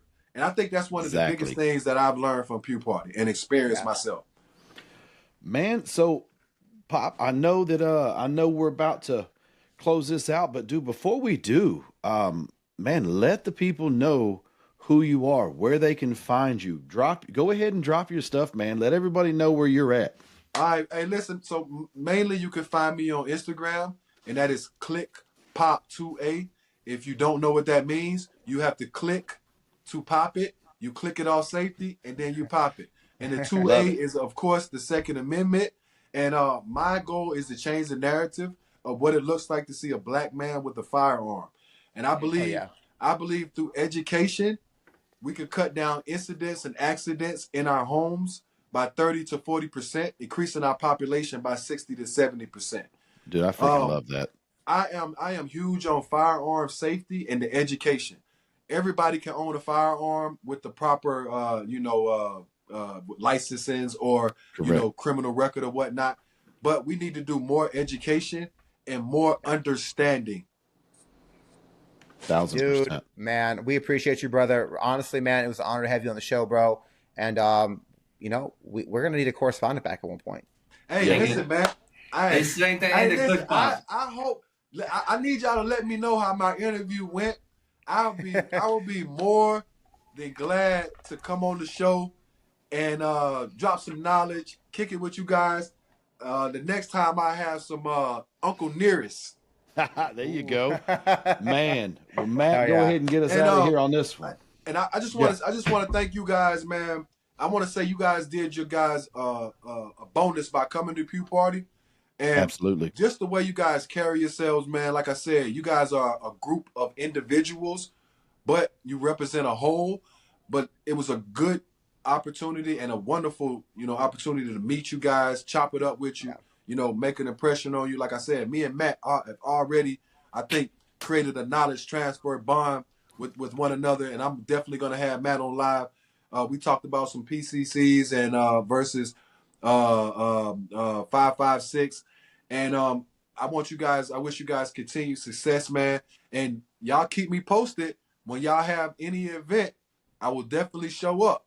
Hell yeah. And let's put it together. Let's do some hog hunting, man. Hey, we ain't that far away from each other. I'm in Nashville, so we ain't that far from each other. I'm going to Tennessee in a couple of weeks to go up there and just kick it. And if you come up, even if schedules don't work, man, if we can at least just meet up and grab a beer or something, shake some hands, like I'd love to do it. Hey, consider that done, man. Consider that done. I'm gonna pick a weekend and let you know. Let me know. Awesome, man. Well, brother, we appreciate you. Hey, peace and blessings, family. Y'all have a great day, man. Thank y'all. All right, guys, we're on to our next guest. This is a good friend that I call a friend now. We met Mr. Fred, father of the Survival Sisters. Fred, welcome to Whiskey and Witch, brother. So glad to have you on. Thank you, guys. Thank you for having me.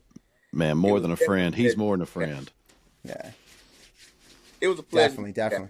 I mean, you, Adam, Mike, Matt, good guys. Like, it was, y'all are really changing the whole landscape of how this two-way thing going. Like, y'all are crossing. Man. That's the dream. So it's a good thing. We're trying. That's a compliment, we are trying. We appreciate that 100%. So I want to jump right in and ask you, man. So you show up down there, or you book your tickets, you book your flights, you get there, you're ready for Pew Party 3 in a city that not a lot of people have heard about until you Google it once or twice. Man, why don't you talk about your Pew Party 3 experience? How was it for you? Like, what'd you think? I mean, me and Warren, because Warren come down and stay with us about once a month. We've been talking about it for a while, but a lot of stuff, him, he still keep it close to the chest until he actually has verified proof. But my experience, I mean, it was great. It definitely was great, and that was because you made it where we had manufacturers there that were able to have that communication about what all we need in promoting and making sure people see the products. But as far as one, they did a good job of mediating that and putting us together in that meet and greet and allowing us to be able to have that one conversation with these manufacturers. And this was our first Pew Party, and the three of us, what we noticed was the community here. Like, everyone came together. There was no cliques. There was no separation of anything. Like, there's other shows where that can happen sometimes. Yeah. Everyone was just cool here. So, like, what's your take on that? How did you kind of get that same vibe and feel? Like, for us, it really was just one big community. I mean, I feel like it was one big community. I was really happy about the boundaries that people were able to cross. Not boundaries. Let's say the barriers that were already put up. They were put there in order for us to keep this division. But when you got people out there, man, and everybody mixing meaning, it's like when I'm like meeting you, Adam, meeting Matt, and meeting Mike. The conversation, I mean, I couldn't even believe that I just met you guys. You know what I'm saying? But it flowed. And everybody that was out there was doing everything. People, you had people, you had black people, you had white people, you had Asians, you had everybody, and people were recording videos of each other. People that having problems, there were no ego issues. There wasn't any back and forth. Like, everybody was trying to figure out how we can make it happen. The only thing they made it better, they needed a bigger party after. Exactly, because Mike, next year we are gonna have us a party, man. We are hosting it because when I tell you, people were already partying at the range. Like when I tell you, it was like having a rave. It was really like having a rave. There was no drugs involved. Just we were high. We were high on ammonia and gunpowder. You know, I do have to ask, with all the camaraderie, all of the community, all of the love, all of the guns, and the helicopter, what was your favorite part of the whole thing, Fred? My favorite part was the helicopter. I'm sorry. Like the guy asked me, what kind of ride you want? No, like, do you want a standard ride or do you want the bullshit? And I was like, and so the pilot was great. Like you could tell he definitely. I mean, he definitely can fly. I mean, we're hanging. We're damn near turned over, and I'm still shooting. Like this man, he was great. So far as that, but they made it affordable for everybody to do it. It was made affordable for everybody to do it. That was one of the things that was on my bucket list. And I thank Warren and Jay for allowing me to be able to cross it off. What was your favorite company there? Primary Weapon Systems. I'm sorry. Primary Weapon Systems. Oh, Idaho boys. Yes. I love their guns. I've had one of their rifles for a long time. I have one that has three numbers. So, you know, it's a new one when they first came out. But to be able to have that talk with them, I mean, I went and talked to Ryan. Ryan put me right in contact that day with the right person to talk to get hooked up. Like, so I appreciate, you know what I'm saying, the fact of, like I said, there's no more emailing. We were able to walk up to the marketing directors and have conversations with people. Yeah. That's crazy, and that's what we need. You didn't leave that event without winning something. Like, even if you didn't just win one of the rides. Matt won a knife. Yeah, Matt won a knife. Matt won a knife. You go from B&B Knives. I mean, everybody was able to get something out of that event. Knowledge, education, friendship, or literally a material item. And that's the first event I've been to where people have actually been helpful and really allowing you to get to the marketing directors and get to the people that you need to get to. Like, they did a good job of making sure that the marketing directors, they knew what they were there for, to communicate with us and connect with us in a way in which we can promote the product. So I appreciate them for doing that and going before us, letting everybody know, like, these guys are going to be here and they're going to be requesting or they're going to be wanting you all to do X, Y, and Z. And he said they laid the groundwork for it. If you could say, if Juan came to you and said, Fred, I'm looking to expand Pew Party for Pew Party 4, and we're going to add another company or two, who do you think we should try to get in that ain't already in? What companies would you like to see there? You know, I'm definitely going with you guys. Let me tell you why. You talking about Mike? Mike did not meet a stranger, y'all. No, he did not. Mike doesn't know any strangers. I don't meet strangers. He does not meet. When I tell you, listen, and this is, and he's on the screen, but I'm gonna still tell you. I seen you getting people together, you rallying people together, and you kept the momentum and the energy going. I came in with positive energy, but then connected with Mike, it just, hey, let's do it. Let's do it. I feed off of you, man. I'm feeding off of you. Hey, Mike had the entire crowd. It was crunk. The entire crowd that was around there. Everybody was trying to get to this part that Matt had over. Yep. Yep. Facts. Everybody was trying to get to this party. And then we had to get the news that it's not happening. Come on, Matt. I had to give him a partying gift. They're like, hey, we can still go eat dinner, though. Yeah. It and you gave him something. It did work. I mean, the thing about it is, like I said, even getting with them, like, I don't think it's going to get better because you have too many people that they're willing to participate. Because I don't think people really thought it was going to turn out the way it did. But that's a big deal. The helicopter ride was a big deal because do y'all know how much that usually costs without somebody giving you the hookup? Oh, way more than that.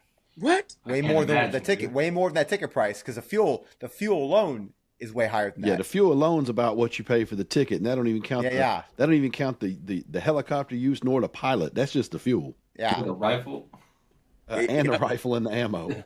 And that's what I'm saying. So that's why I like, next year. I know they said they're going bigger and better. I told them I don't even want to know until they get it planned out because I can only imagine what level they're going to because they have stepped it up every year. And that's a good thing. But the thing about it is like bringing people together. Like every time you go to an event and you start bringing people together and you're showing these manufacturers like, listen, we are bringing the people to you by bringing these influencers to you. Because regardless of not, we all reach some genre of people, regardless of what it costs. So facts. I think it was good because we didn't go in with misguided information on how to engage or interact with these manufacturers. And you usually don't have people when I go to these events. You don't usually have people that's walking you directly to the manufacturer, letting them know like, right, hey, this is what these guys do. This is what I want you all to do for them. This is the first event where that has happened. So that connection by itself, at least the people that were coming there, they weren't just coming to give us ammo to shoot. They already had instructions from them like, hey, talk to these people, and they can help you market your products a whole lot more than what we're doing. And so, and everybody, like you said, if you had 10,000 followers or 10 million, everybody was on the same page, same level. You nailed it. And I'll tell you this, there were influencers there that had hundreds of thousands of followers. I'm not going to dime them out right now, but they handed us their phone. We typed in our Instagram handle, and they hit follow. I mean, they were like follow. Like some of them passed out telephone numbers, and it's like, man, we won't say we ain't giving names out. We got some numbers too. I'm gonna get a little tipsy one night and prank call somebody. Yeah, yeah. We did get some numbers. I mean, we got your number, Fred. That was a win. I'll tell you, man, that was a win getting your number. Hey. Oh, I thought of something. Well, I didn't think of it, but I thought of a way to piggyback off of it. We had Kyle come by from Cock'd Firearms earlier, and he was talking to us, and we asked what could make it better or what could be better, and he said, I'd actually like to see JN1 enjoy the day more than they normally do, and so I'm going to task it this way, and I hope I'm there. I don't see why I won't be, but next year, Fred, if we, even if they get to enjoy it or not enjoy it in the way they see fit, the night before creators thing, if we don't show up with a birthday cake to celebrate their birthdays, we ain't shit. We ain't shit. Facts. I agree. True. I agree. And for everything they did, it looks like that's their birthday party, and I know that they're living through all of the people that come through there. But you look at them on the day of the show, and they're having fun, but they're not having fun like we are. They're still working. Yeah. And I'd love to see them do a little more. That's what Kyle wanted to see, and I was like, damn, you're right. Yeah. But if we can't take the time out a little bit to just say, hey, happy birthday, and sing happy birthday and give them a cake, we ain't nothing. I agree. I think you're right. We definitely need to do something for them because that was a lot. I did not expect to have things set out the way it was set out. Oh no. The giveaways, the vendors, huge. The guns to shoot, the helicopters, the party the night before, the food trucks, the DJ, all of it. And all everybody wanted to do was call them over there to, hey, come talk to me a little bit about this. Come talk about this. Come see this. And it's like, man, next time I'm going to catch them the day before, and I'm not even going to talk to them the day of just because I want them to try to enjoy something. Yeah. And like I said, they definitely need some help enjoying it. But I know they wanted to do well because, like I said, for them the goal is to bring people together and to make a mark on this community and showing the community we can form it, we can shape this thing into whatever we want it to look like. Yeah. But people want to talk about true patriotism and stuff like that. The event was true patriotism. Like you had you had some major badasses out there, major badasses. Heavy hitters, and everybody was doing the same thing, exchanging numbers, getting contacts, making links up, connecting, and doing collaborations. So everybody won. So we are definitely gonna have we are going to put on a great party next time. We're gonna put on a great party. That's me and you. That's our goal. That's the Survival Sisters. That's Fred, and that's Whiskey and Windage. We're doing that together. So Fred. Before we wrap it up and get out of here, we want you to take just a minute to shout yourself out, to shout out the Survival Sisters, and shout out your links, shout out all your socials, where the people can find you and the content for the Survival Sisters.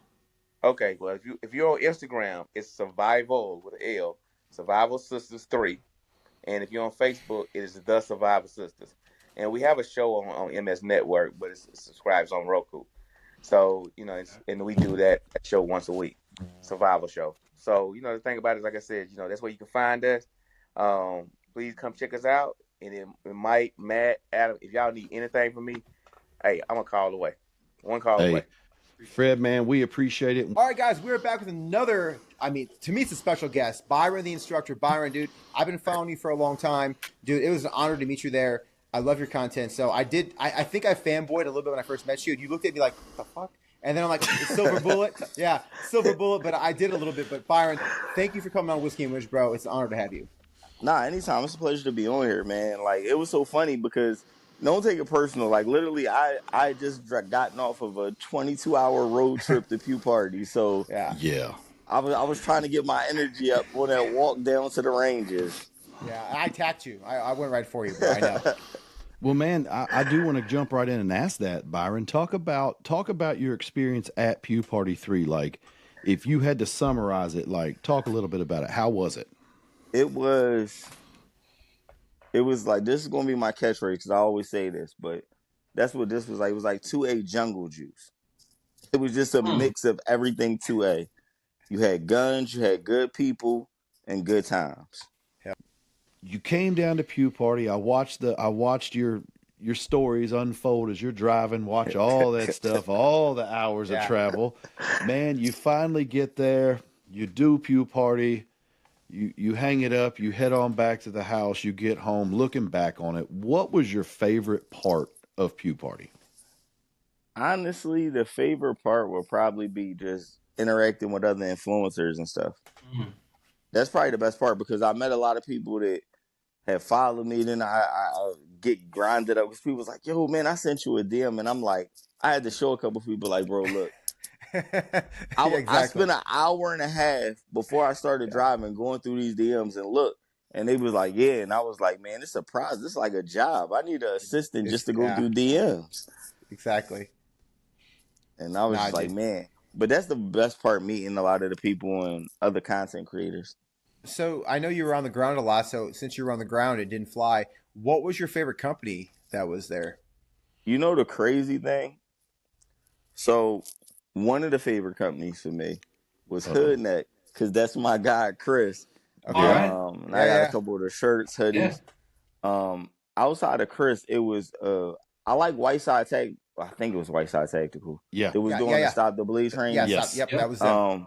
They was real dope just because a lot of people was coming over there and getting trained, and because like you were saying, it's not sexy. So to see people actually coming over and doing it, and I think they were like, well, I think somebody said they could win a gun if you did it. And then so everybody was running over. So that was kind of cool because even that hype got people to go ahead and pick up some gems that could save a life. Yeah, I was trying to keep Adam out of that booth because there was one bullet shot wound that looked a little questionable, like he could take it back home with him and use it after hours. And I was like, no, bro, you can't have that one. Yeah, it was crazy. Like, and it was so funny because we didn't even know. So a lot of times, the thing for me is it's funny because you don't know who your content reaches and if people like know about you.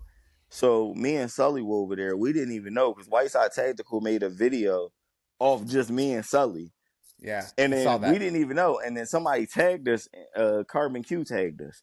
Yeah. Yep. And then I'm like, and Sully called me, was like, bro, yo, you know, Whiteside Tactical put a video up of us. I was like, of us? I was like, was it just like everybody? He was like, nah, bro, it was just us. So I'm like, all right. So then I went and I seen it. I'm like, yo, this video actually pretty dope though. I'm like, if they had told us, we could have collaborated on it, but it was a dope video. And then when I had looked, because at first I'm like, maybe it was just throwing it together and we had good clips. And then I seen at the top, they had wrote on it, like, when these two show up, you know, it's always going to be laughs and a good time. And I'm like, oh, so they did know. I was like, that's kind of cool. I was like, really, bro, we like the dynamic duo out here. That's awesome. And Byron, at Pew Party, like, what company, like, let's talk about Pew Party 4 going forward. What companies or singular company, would you like to see show up, be there on that Pew Party energy, there with the people, making those connections? Who does Byron want to see that hadn't been there connecting yet on that level? Who hasn't been there yet? That's, you know who? KGM Technologies. KGM Technologies. I feel that Okay. would be a terrific platform for him, and I might actually even reach out to Juan and Jay, because I'm cool with both of them, and then connect the dots with the owner of KGM Technologies, because I mean he makes a great product. He sent me out one of his integrally suppressed uppers, and man, when I say I put that on a machine gun and beat the piss out of it, and it just takes it. I haven't cleaned it. It's just. Hell yeah. It just takes it. So, and then he has other suppressors, like, so his product is really dope, but I feel as though that would be a perfect event for him where everybody would see his stuff, get to try the different stuff from his integral to his regular cans. Like, yeah, like he makes some solid stuff. So definitely KGM Technologies. Hell yeah, man. So I also want to talk about the range because we were pretty impressed. I'm from Texas, so I know in Texas we have some nice ranges. But ETTS, like, what was your impression of the range? I just wanted to know, like, I wanted to meet the owner. Like, can I have a piece? Like, hey, here's the interesting thing. When I found out it was 5,000 acres, I was like, bro, this is a city. You have a city. You own a city. Yeah, to tell you how cool the owner was, his name's Pat, and we met him on Friday. Yeah. And on Saturday, there was this little side-by-side that was fully enclosed with 4 doors. It was driving around. Had the AC on? Yeah, had the air conditioning on. That was the owner. And what would happen is people that walked all the way down to the machine gun rentals, he would drive down there and say, man, are y'all going back up to the show? And they'd say, yeah. He'd just say, hop in. And all he did was drive people. He didn't have to do that, but he was vibing so much. Yeah. He wanted to help people out, but he wasn't the range owner that was just, RSOing the hell out of everybody. Like, oh, look, we need all this. He let everybody do their thing, and he was like, man, I'm just here to help and have a good time. He was super cool. Shout out to Pat. Pat has a beautiful property. Like, it was so nice. Because I'm doing an urban rifle class, and as soon as I posted it, like, a couple of my guys in Atlanta's like, bro, where are you doing it at? And I'm like, the first class is gonna be in the Philly area. Next one we aiming to do Georgia. And my guy, I was talking to my guy that had a range in Georgia at Pew Party. I was like, man, we're trying to bring urban rifle. He said, bring it. Call my phone. Let's go. So. Yeah, and I mean, we want to come do it in Texas too, because I'm sure everybody in Texas got an AR-15. So, oh man, they probably got like 4. we do. We got a couple. Yeah, right. So it's like, yeah, like I'm definitely probably going to reach out to ECTS about doing like my urban rifle class down there, and then coming to promote that in Texas. And yeah, there was something that was happening. We were talking to somebody just a minute ago that was doing something. Was it Sierrah? Yeah, Sierrah Blade. She's about to do another training class at ETTS, like either this weekend or next weekend. Like she's in there steady, and it's like, dang. So they do lots of training. They love it. Yeah, they love the training there. They have we shot the day before, so we went there early, shot the day before, and the range is like we were just driving around, just find a range. Okay, found one, and we just had a great time. Yeah, and that's one of the guys, official Mickey Straps pulled up. And he knew Pew Party was that day, but he knew it was going to be ending soon because he got there like 5 o'clock. So he just paid for a bay. And he was like, yeah, you just go up, you pay, they find the bay. Yeah, find the bay. Drive around exactly. Yeah, drive around till you find one that's open that you like and it's yours. The only thing I would say about ETTS that I wish they had was underneath the covered areas was cool. But when you got out, I wish they had just a little bit of gravel for drainage. And I think it was just because we went a couple of days after a rainstorm. I watched a lot of people lose some shoes in that Texas mud. But, I mean, that's not their fault. I mean, you can't help that. And nobody complained about it. But it's like, man, if it was a little gravel, maybe it would help. But, dude, it was a nice complex. Yeah, I was telling Sully, I was like, Sully, you want to go over there and live, Q? He was like, man, you see that mud back there? I was like, it was worth it. It was worth it. Yeah. I said, this is why I took my Yeezys off and put these work boots on. Bro. That's exactly why. Me too. I'm wearing mine right now. Yeah. Because the Yeezys was so comfortable. I'm like, I'm going to be walking around, and then something was like, I seen somebody with a little bit of dirt on their shoes. I was like, I don't know where that came from, but I'm going to put my Yeezys back in the car. Juan the day before, man, Pew Culture, man, Juan left. He was there the day before, walked around. He had to go to Walmart, and that's where he got them ugly-ass skin-tight boots. But he was like, dude, this mud is different. They were knee-highs, dude. It reminded me of that Georgia mud. because the Georgia mud, like we Oh, were that stuff out in it, sticks. and it's like clay. I got a pair of boots I literally bought just for that, and like it's still on them. Like I need to take like maybe possibly power wash them to get it off. Oh yeah, oh yeah. I mean, Matt went and we were there, and the day we went to the range on Friday, we got his shoes so ruined. We went to Academy Sports the next day, and he bought shoes just so he could wear those, like the cheapest ones he could find, just to wear in the car.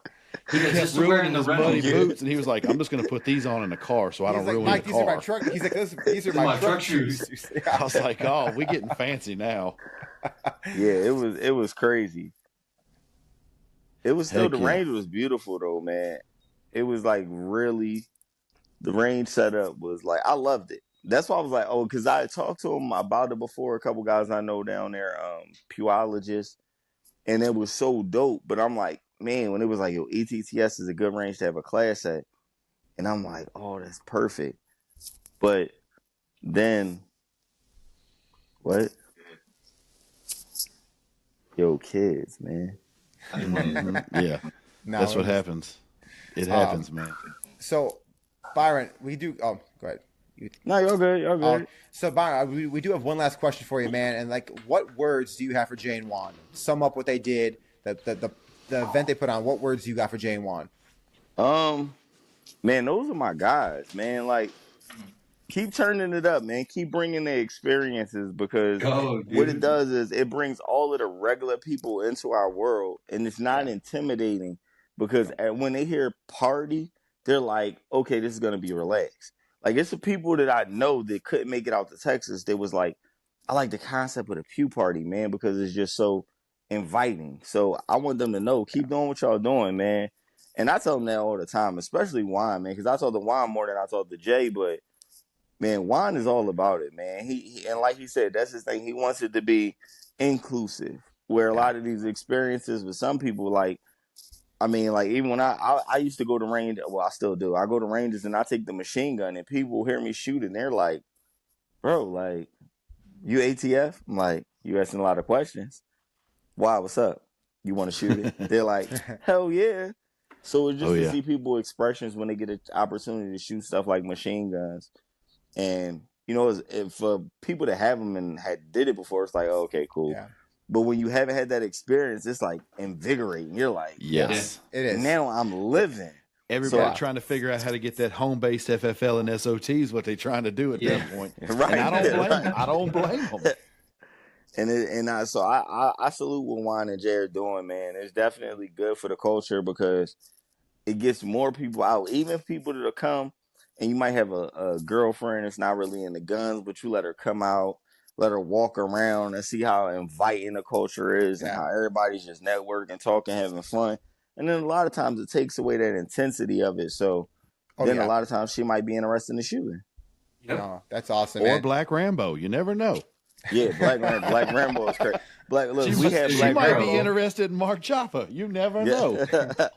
It was crazy, because Black Rambo, man, he took a first time shooter and had her on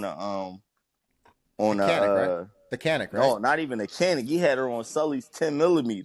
Oh wow! Oh man! I was like, okay. He's like, no, you got this. Now watch that finger. And it was so funny, because he just is a good time, and that's what I love about it, because people. The one thing that people don't say, they used to always try and criticize Black Rambo about being safe. He's not safe. How? Because he's shooting in open property. Clearly, he would have been in jail if it was unsafe. Yeah, and he just randomly shooting in the neighborhood. He definitely would have been in jail. So I'll say that what I would hear from people would be, "Oh yeah, you go with Black Rambo, watch he flags," and I'm like, "Okay, well we'll go check this out." I can honestly say, maybe people have seen that in their past, and hey, I can't attest to that. But watching how he operated that weekend, I didn't see anything that made me feel.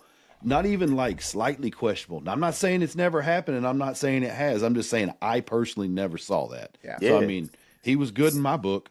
Yeah, he's always about, because he was getting on others like, oh, watch that finger. Yeah. So he was on it when he was coaching other people that are newer shooters. You know what I mean? And it just happens. Like, I mean, I think some people could just get so excited. Like, they just lose their ish a little bit. That's all. They just. Oh yeah. Yeah, I feel you. But Byron, dude, we appreciate you coming on, man. And before I know you have to get off here, can you plug yourself, man? I mean, everyone probably listening knows who you are, but let them know who you are. Yo, what's up, y'all? I'm Byron the Instructor. You can find me on Instagram, Byron_the Instructor, or just Byron the Instructor, which is my backup page because Instagram can get a little crazy. Yeah. You can find me on TikTok, same thing, Byron_the Instructor. And on YouTube, if you look up Train the Number 2 Fight LLC 221, I believe, then our YouTube channel will pop up. Yeah, and then the new one, where it's going to be the whole team, you're going to have all of us posting on there collectively, is @_bad_Pew_crew. The Act Bad Pew Crew. So that one is going to be our new Instagram. We're going crazy. Man, we're on that. We are on that. Well, man, Byron, we appreciate the time, man. I know you got littles around there. We'll let you get back to life, man. But we really appreciate you taking the time to come by, chat with us, chop it was my pleasure, up. Man. Yeah, awesome, and bro. you know, once you get everything under wraps and get everything held down with the crew and all that, man, if it justifies a visit to the podcast with everybody on to talk about what y'all are doing and training, let's go. Yo, let's get it. Look, they're gonna be with it. Man. My partner in crime, Sully, he mad he missed it tonight. He was like, yo, he was borrowing the charger. He's like, bro, look, he sent me a screenshot. My phone was on 12%. He borrowed the charger.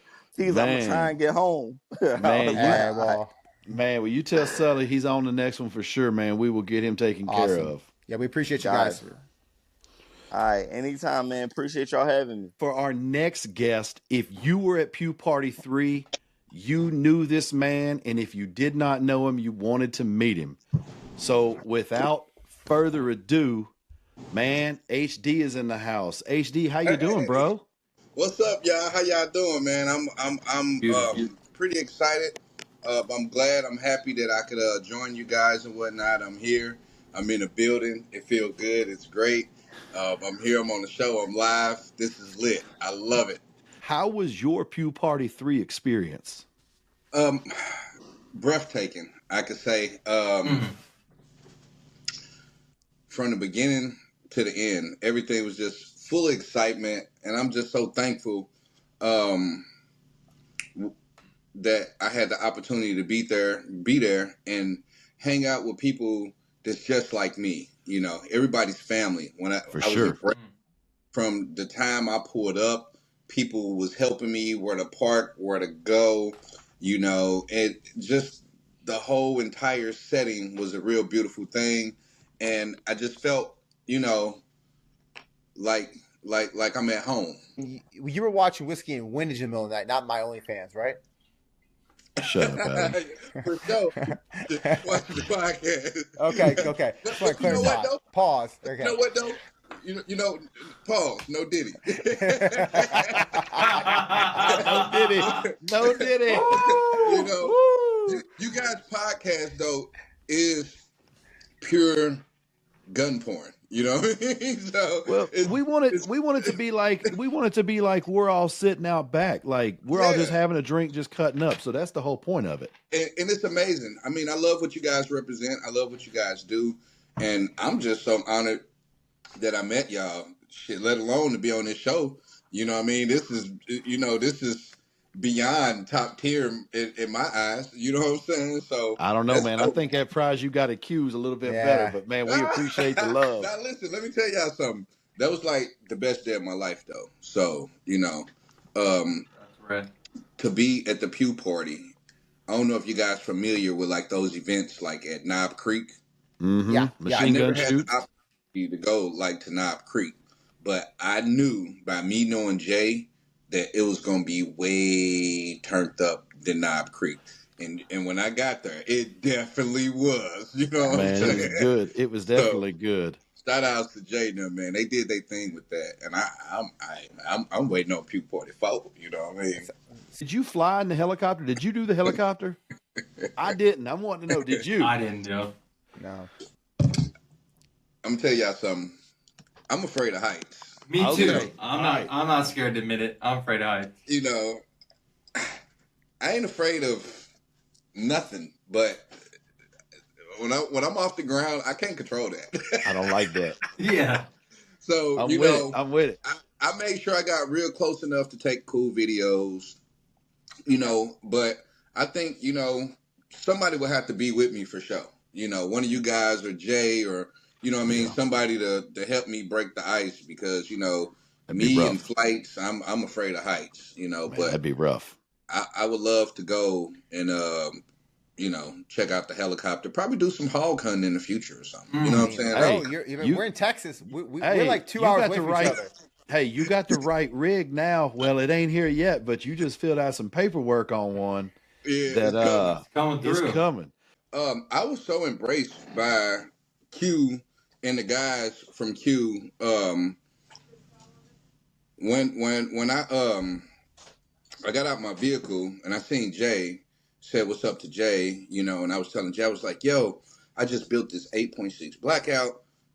I should have brought it, and he was like, oh, don't even worry about it. Q is right over there. And I'm like, what? He was like, yes, they got the fix over there. Go shoot it. They got the honey badger over there. And like from the moment I walked up, and I wasn't trying to be like a groupie and nothing like that, but I was definitely grouped out. Hard not to. It's hard not to when you can't. It's hard not to be a fan of engineering and quality. So I mean, yes, and it's just like the way I was embraced. It was just so real. You know what I'm saying? The love was real, and I spent majority of my time hanging out with Q. So every time you see me, I'm like one of the biggest Q fans. And I love the owner. Shout out to Kev. I'm glad that he made the 8.6 round. Like I said, I got a little rig that I put together with some faction parts. I got the cherry bomb, and this is just beginner entry level. I'm gonna go back and tear it back down and update it, and what I mean. But, For sure. I got an 8-inch barrel on it. I'm waiting. I cannot wait to get the can. Pork chop. Pork chop. Pork chop. I want to see what the pork chop, how quiet it's going to be, But also by Q showing me so much love, and I was going to do this before, they even blessed me. But, I've been working on trying to get, all the Q cans, all the Q products, because it's love there. I spend countless nights, watching videos, watching Kev, customer service, how people fuck up, the love, how he don't care if you shoot your can and it break, they're going to give you another one. You know what I'm saying? So it's just like, they're not going to go back and forth with you on, what you did and, this and that and this. So it's just like, I want to get all the Q products. And I've never been hunting before. I'd never been hunting before. Well, you're going to have to change that with that 8.6. You're going to have to find a hog. There's one with your name on it. That's a hot jumper. And I look at it this way, with the fix, I want to do some big game hunting. I want to I want to get out there. Kevin, your boy needs to go to Africa over here. Kevin, we need to go to Africa and shoot some kudus and some shit. I hope Kevin see this. That would be a blessing in disguise to go on my first hunt with the 8.6 blackout. Ooh. I'm telling you, man, I'll be ready. You might hear me. That's a real. Yeah. So we're going to pop this and I'm going to tag him in it. Hey, you may hear me playing Stone Cold Steve Austin theme music. Yeah. So HD, we obviously know who your favorite company was that was there. We know what your favorite part of Pew Party was, obviously. Right, hanging out with Q. Hell yeah. And I wasn't expecting to win nothing. No, but you were putting it in the air all day. And all day you were like, pork chop, fix, pork chop, fix. Yes. You manifested that. It was amazing to witness it, honestly. It was amazing to be standing there and witness that.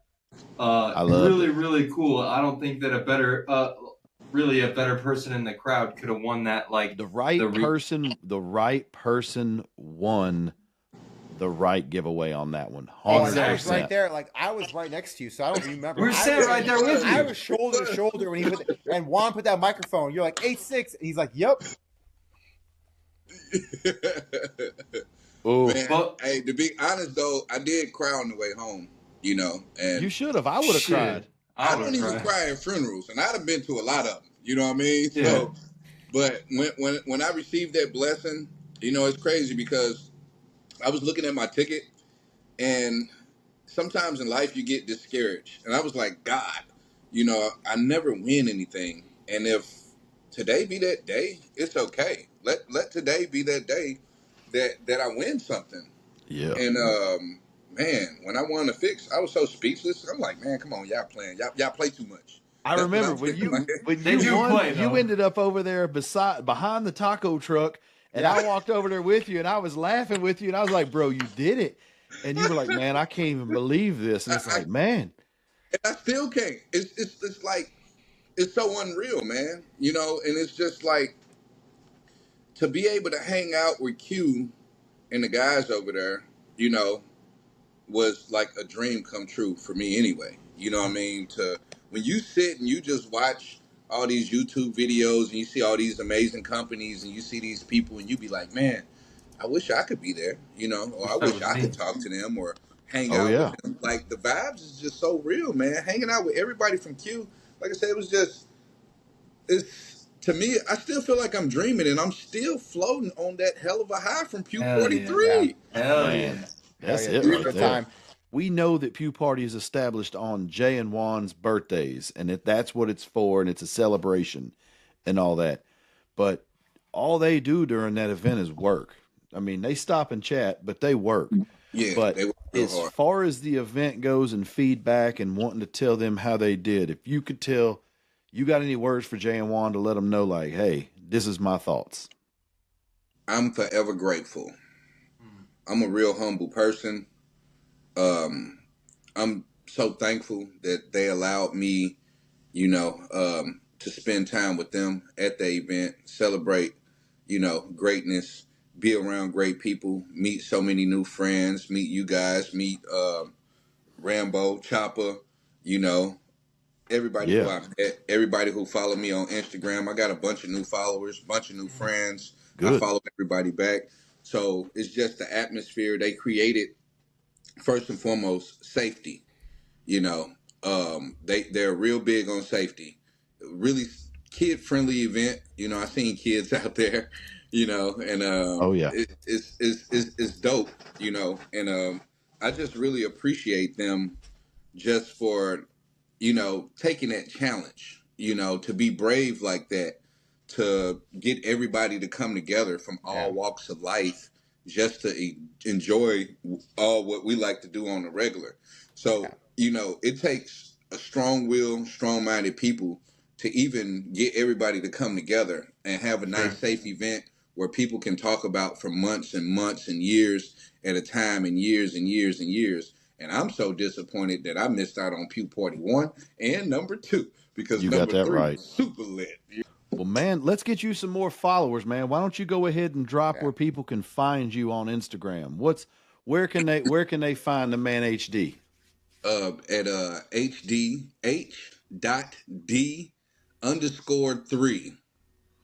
And you should be able to see me or whatnot. And if you can't find me there, just add me at the Guardian Motor Club. I own a roadside assistant company that I built like almost 15 years ago, like in the process of, well, I was homeless at one point, but the company saved me. I couldn't get a job, so I just started changing tires locally, doing jump starts, helping out the community.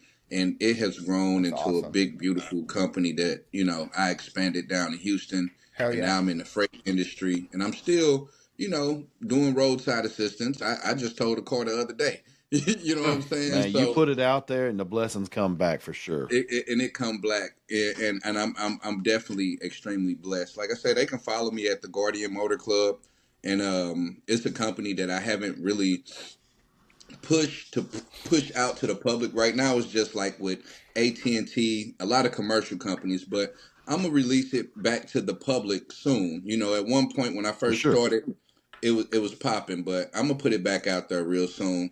I just gotta, stay down, stay grounded, stay humble, and let God do the rest. Awesome. Well, man, HD, we appreciate you sliding by the show. Yeah, we appreciate you watching. Appreciate and, you, man. Thank y'all. Yeah, we're glad you're part of the family. Hell yeah, dude. And if y'all talk to Kevin, tell Kevin, thank you for making all this possible. Hell yeah, without man. him, it wouldn't be possible. I wouldn't even have his shirt on if it wasn't for Kev. You know what I'm saying? What is up? We want to welcome to Whiskey and Windage the one, the only, Mr. Reginald Justin Official. What's up, bro? Hey, What's bro. up? Welcome to Whiskey and Windage. How are you doing tonight? What's up, guys? Thank you so much for having me. It's 8 o'clock here. I'm ready to go to bed, but I had to jump on with my favorite podcast, Patriots. In the world. Oh, shit! What he knows how to gas your boys up. Lies now. I love it. I need some of them boots that Pew Culture is wearing. This shit's getting deep. Yeah, it's getting deep out here. Bro, I'm trying to lay that butter on thick for y'all, bro. Man, I love it. Man, so how's it been, dude? How's life after how's life this last week been like? Friday last week felt awesome. Friday this week sucked because I was like, bro, I had to work. I ain't going nowhere. Pew Party was dope, man. I think I was still kind of on the Pew Party high probably till like Tuesday, and then it kind of just started to wear off. But that was actually my second Pew Party. I went to one last year. It was pretty dope, but this one was crazy, man. Just the helicopters and the freaking having space to just kind of move around and all the gunfire and stuff like that. I do a little bit of fishing in there. I saw that first bass of the year. Yeah, first bass of the year, man. I was hyped, bro. So it was an amazing experience for me, man. It was dope. So I told my wife, I'm like, I almost didn't bring my black ass back home. So so I'll be honest, Reginald. Usually this is a time where I'm going to ask you like your favorite part of Pew Party, but you kind of talked about it. I'm going to tell you my favorite part of Pew Party. And honestly, it was meeting you, bro. Like we sat at the Blue Bonnet, we got to bond a little bit because we knew of each other. But I got to sit there and learn about you and like your family. You shared some information with me, so it was cool. They kind of had that bond, and it was badass because we drove past you while you were fishing. And we're like, bro, Blue Bonnet. You're like, oh yeah, cool. And we're like, oh, he's probably gonna come. And then, he showed up. Bro, I just remember driving. If I say I'm gonna be someplace, bro, I say I'm gonna be someplace. Well, you were fishing, but you were I'm fishing. that dude. Yeah. I was going to say, though, I was like, man, it's Reginald Official. I don't know what he goes by. I don't know when the last time this man has been called Reggie, but it feels natural to me. Reggie, we're going to the Blue Bonnet. Yeah. And you were like, what? Barbecue. You were like, okay. Yeah. And I was like, I drove off. I was like, that was either really weird or he's down. Yeah. And then, like, you showed up, and I was like, hell yeah, that's what I'm talking about. Yeah, man. If I say I'm gonna be someplace, bro, I'm there. You know what I'm saying? I'm not a flaky dude at all. Barbecue, and like I said, I really like you guys when we met there.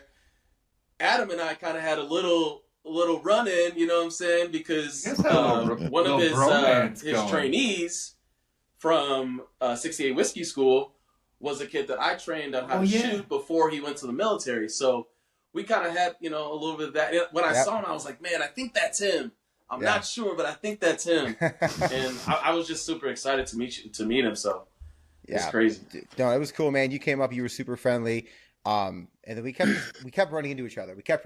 So it was inevitable. We were going to have some dinner together. So dude, it was exciting. Right. So that was my thing. I wanted to share that was my favorite high points is actually meeting you and calling you my friend now.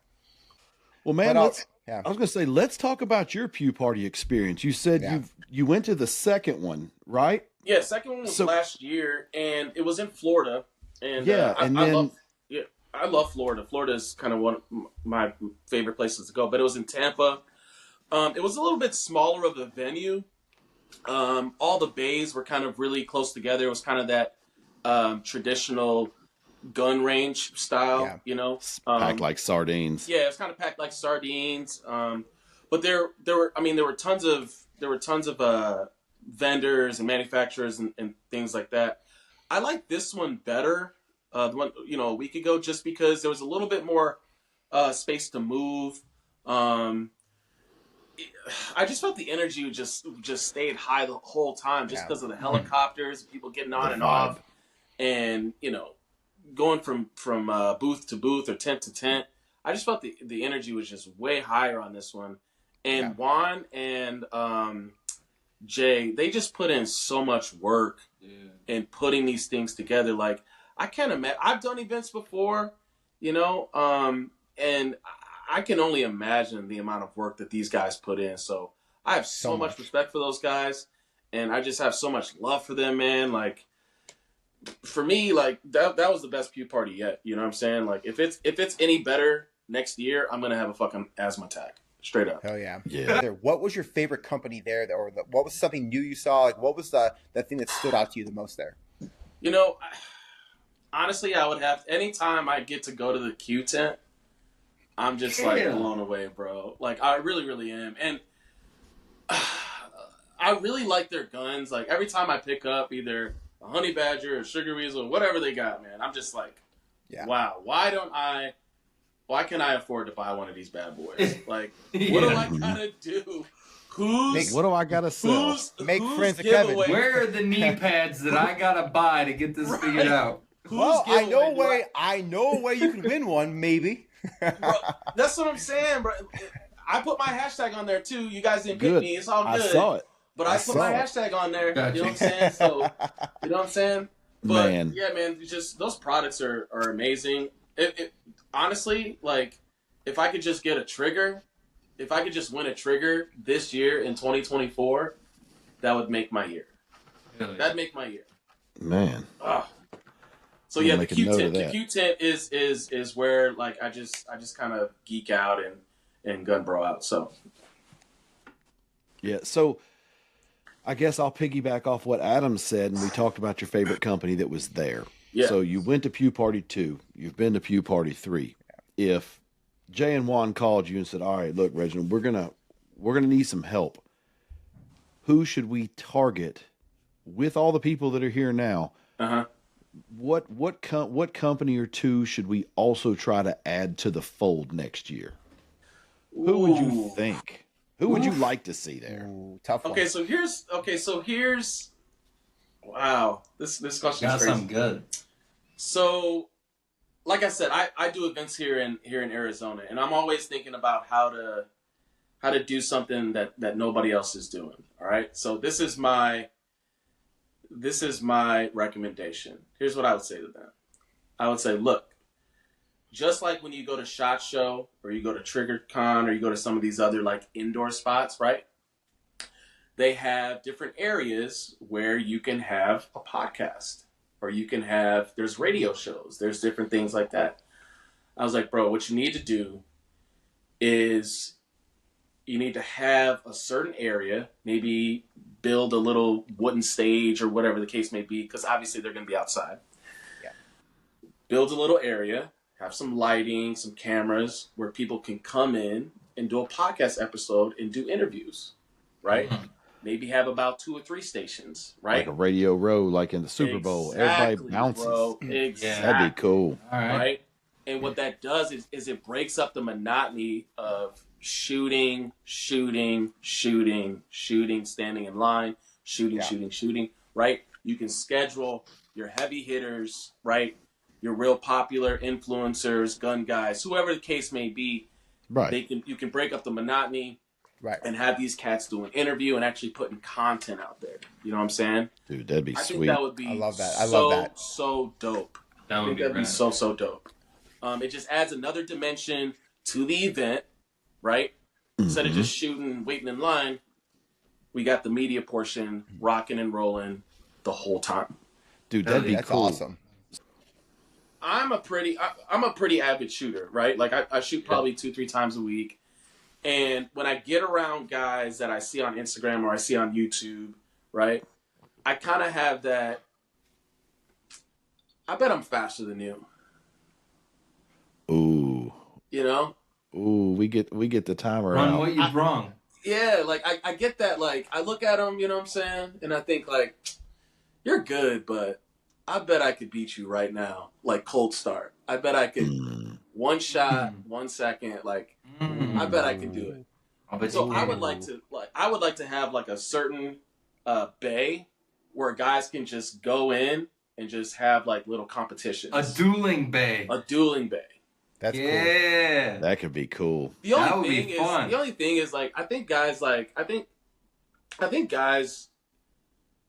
guys want to put their skills out there like that, you know, like one-on-one with a bunch of guys standing around, you know? Like, it's easy to do that with your friends, right? Because your friends are going to bust your balls a little bit, like, you know, right? We did that on Friday. We brought out I brought out my Shooter's Global shot timer. So we actually were recording so we could see. I love that shot timer, bro. Dude, we could see first round shot plus split. So like every time one of us messed up, we were messing with each other. But it's fun. But yeah, I see what you're saying. Like if we got plenty of video evidence of Grant smoking at him. Yes. Facts. He did. Well, that's what I'm saying. Like, what I'm saying. Like I don't mind. Like I don't mind getting humbled. You know, if somebody's faster than me that day, like I don't mind it. Like I'll post that shit. Like I'll post getting beat. But I don't think a lot of guys in the industry really want to put their ego or their credibility or their skills out there like that. Man. You know what I mean? Yeah. So, well, I would really like to see a dueling bay.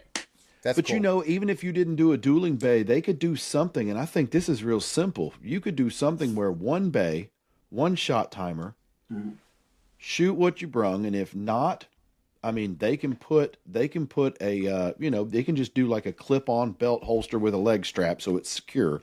Right. And everybody do it, and you pretty much, I don't know, whether it be a ticket number or your last name or some sort of identification number. Yeah. And everybody just put their times up there. Right. And on a big whiteboard. On a board. Yeah. So like worst case, like best case, first place, whoever wins, like they win a cool prize. Yeah. That'd be cool. Yeah. But like everybody else, it's like, you can take a picture of the whiteboard with your name amongst all the other people. You're like, yo, I was number 5 or whatever. Like, I'd shoot first and take a picture. Look, I'm number 1. So not to get off tangent, and this is something when we bring you back on for a full podcast, I want you to think about this. I don't want to go off this tangent now. Is being the fastest shooter mean you're the most lethal shooter? Is are you the best? Are you more lethal? I mean, I know you're fast, but does speed equal lethality? Depends what your first shot does. Okay, now there's a lot that's an ism, and there's a lot that goes into it. I want y'all to think about that. That's a conversation piece. Well, I'll say the fastest shooter. We can't get into that. Well, I'll say before Reginald even says it, man, you put somebody with a race gun rig who can sit there and they can consecutively just blow times out of the water. Mm-hmm. And then you give them their EDC that's concealed carried, that is not the race gun. Right. If those times are the same, that's a bad motherfucker. If those times are the same, that's a bad motherfucker. But most likely, the times from your hip, the times from your side draw, the times from your leg holster, those things they look good on paper. Yeah. But in reality. Dude, conceal, carry, draw, pull, and draw. Like, man, that's probably the most important one. Which I'm cool with. You know, I'm cool with having a bunch of different, categories. Like, okay, this dude's the fastest guy. This dude is, the most accurate. Like this, I just like competition. Yes. I just like competition. Yes. And I think competition, especially when it's one-on-one, I think it breeds a certain level of potential success, Yes. Because that's how I got remotely decent at shooting, was watching other guys shoot and just other guys would challenge me and I would lose and I was just like, man, I got to go back to the drawing board and just get better. You know what I mean? I think you'd have to have a very patient, definitely an instructor, but a very patient instructor running that booth, because you're going to get a lot of first-time people who just want to try it, which is cool. But if they're not watching what they're doing and they're just trying to shoot as fast as they can, people are going to lose some toes. But I think like a guy like me, so, and I'll just put that out there. I love this guy to death. Like he's super dope and I love everything he does. And if you guys ever get a chance to do an interview with him, definitely book this guy. He's got a wealth of knowledge. Tyler James Shoots. Okay? Mm-hmm. He's a really, really good shooter. And I watch his videos all the time. And I said to him at Pew Party, I was like, I was like, yeah, man, I like all your stuff. Your stuff's dope. I was like, maybe we could get a bay and go head to head.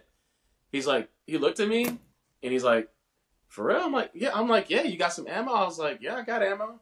He's like, man, I didn't bring any ammo. I was like, I'll give you some.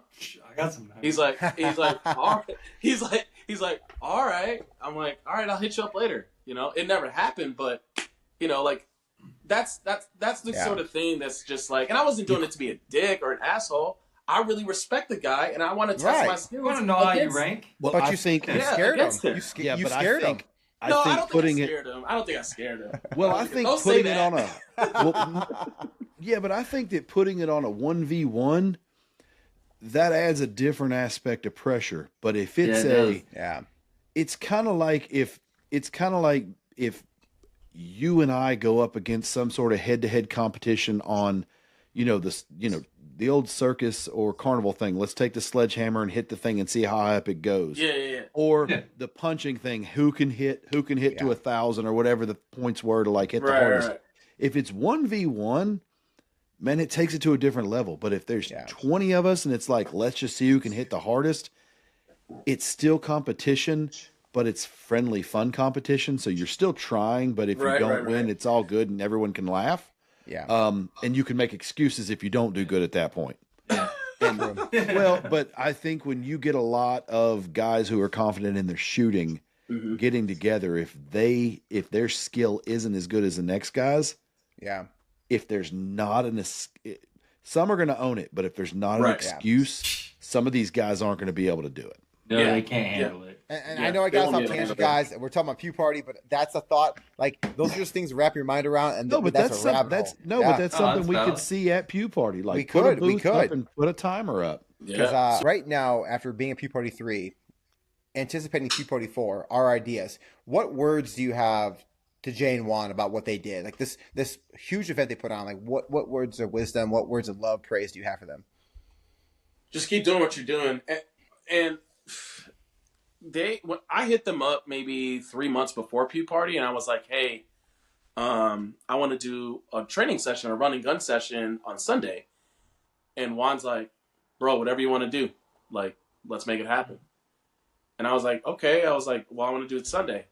He's like, all right, cool. Like he's like, I'll help you promote it. I'll put it on the flyer, like whatever you need me to do. Like, so those guys really hold a real special place in my heart. Any ideas or anything that I want to do and have them connected, they're just so gracious and loving about it, bro. Like, I mean, those guys are awesome. You know? Well, Reginald, we appreciate you jumping on, bro. And before we jump off, man, tell people where they can find you, bro. At Reginald Justin Official on Instagram, Only Firearms and Fishing on YouTube. Those are my two platforms. Appreciate all the love and support.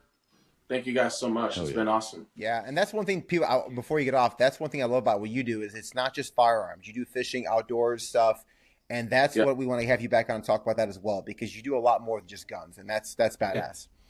Yeah, I'm ready to talk fishing. I really try to do a lot more on my social media. I mean, especially like Adam, like we were talking with the shadow ban. Yeah. You got to be versatile. You got to collab with people. You got to just kind of push your niche into other niches to try to bring, more people into the fold.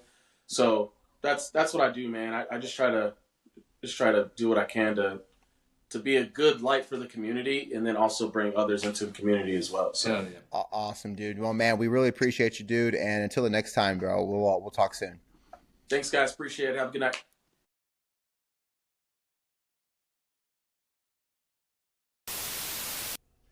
All right, everybody. We want to thank all the guests that we had come through to help us wrap up the movie, the entire week, the energy that was Pew Party 3. Whiskey and Windage wants to throw out another big shout out to Jay and Juan from Pew Culture. Hell yeah. Appreciate you, man. Again, love boys, you, just you outdone yourselves and we really appreciate you. It was a great time. And personally, I can't wait until Pew Party 4. What about you boys? Hell yeah, dude. Pew Party 4, baby. And Jay, Juan, we have some ideas to make it bigger, badder, and better. Anything we can do to help. Well, if you guys listened this far, we want to thank you very much for tuning in. All the love and support from Whiskey and Windage, especially the last week or two, has really been felt. We appreciate our people. Don't forget, you want to get that Whiskey and Windage swag, make sure to catch us when we're live on Instagram. Almost always some swag going out. Or visit the new website, Whiskey and whiskeyandwindage.com. .com, baby. Chio. All right, everybody. Thanks again. Have a great night. We'll catch you later. Stay carry and always be dangerous.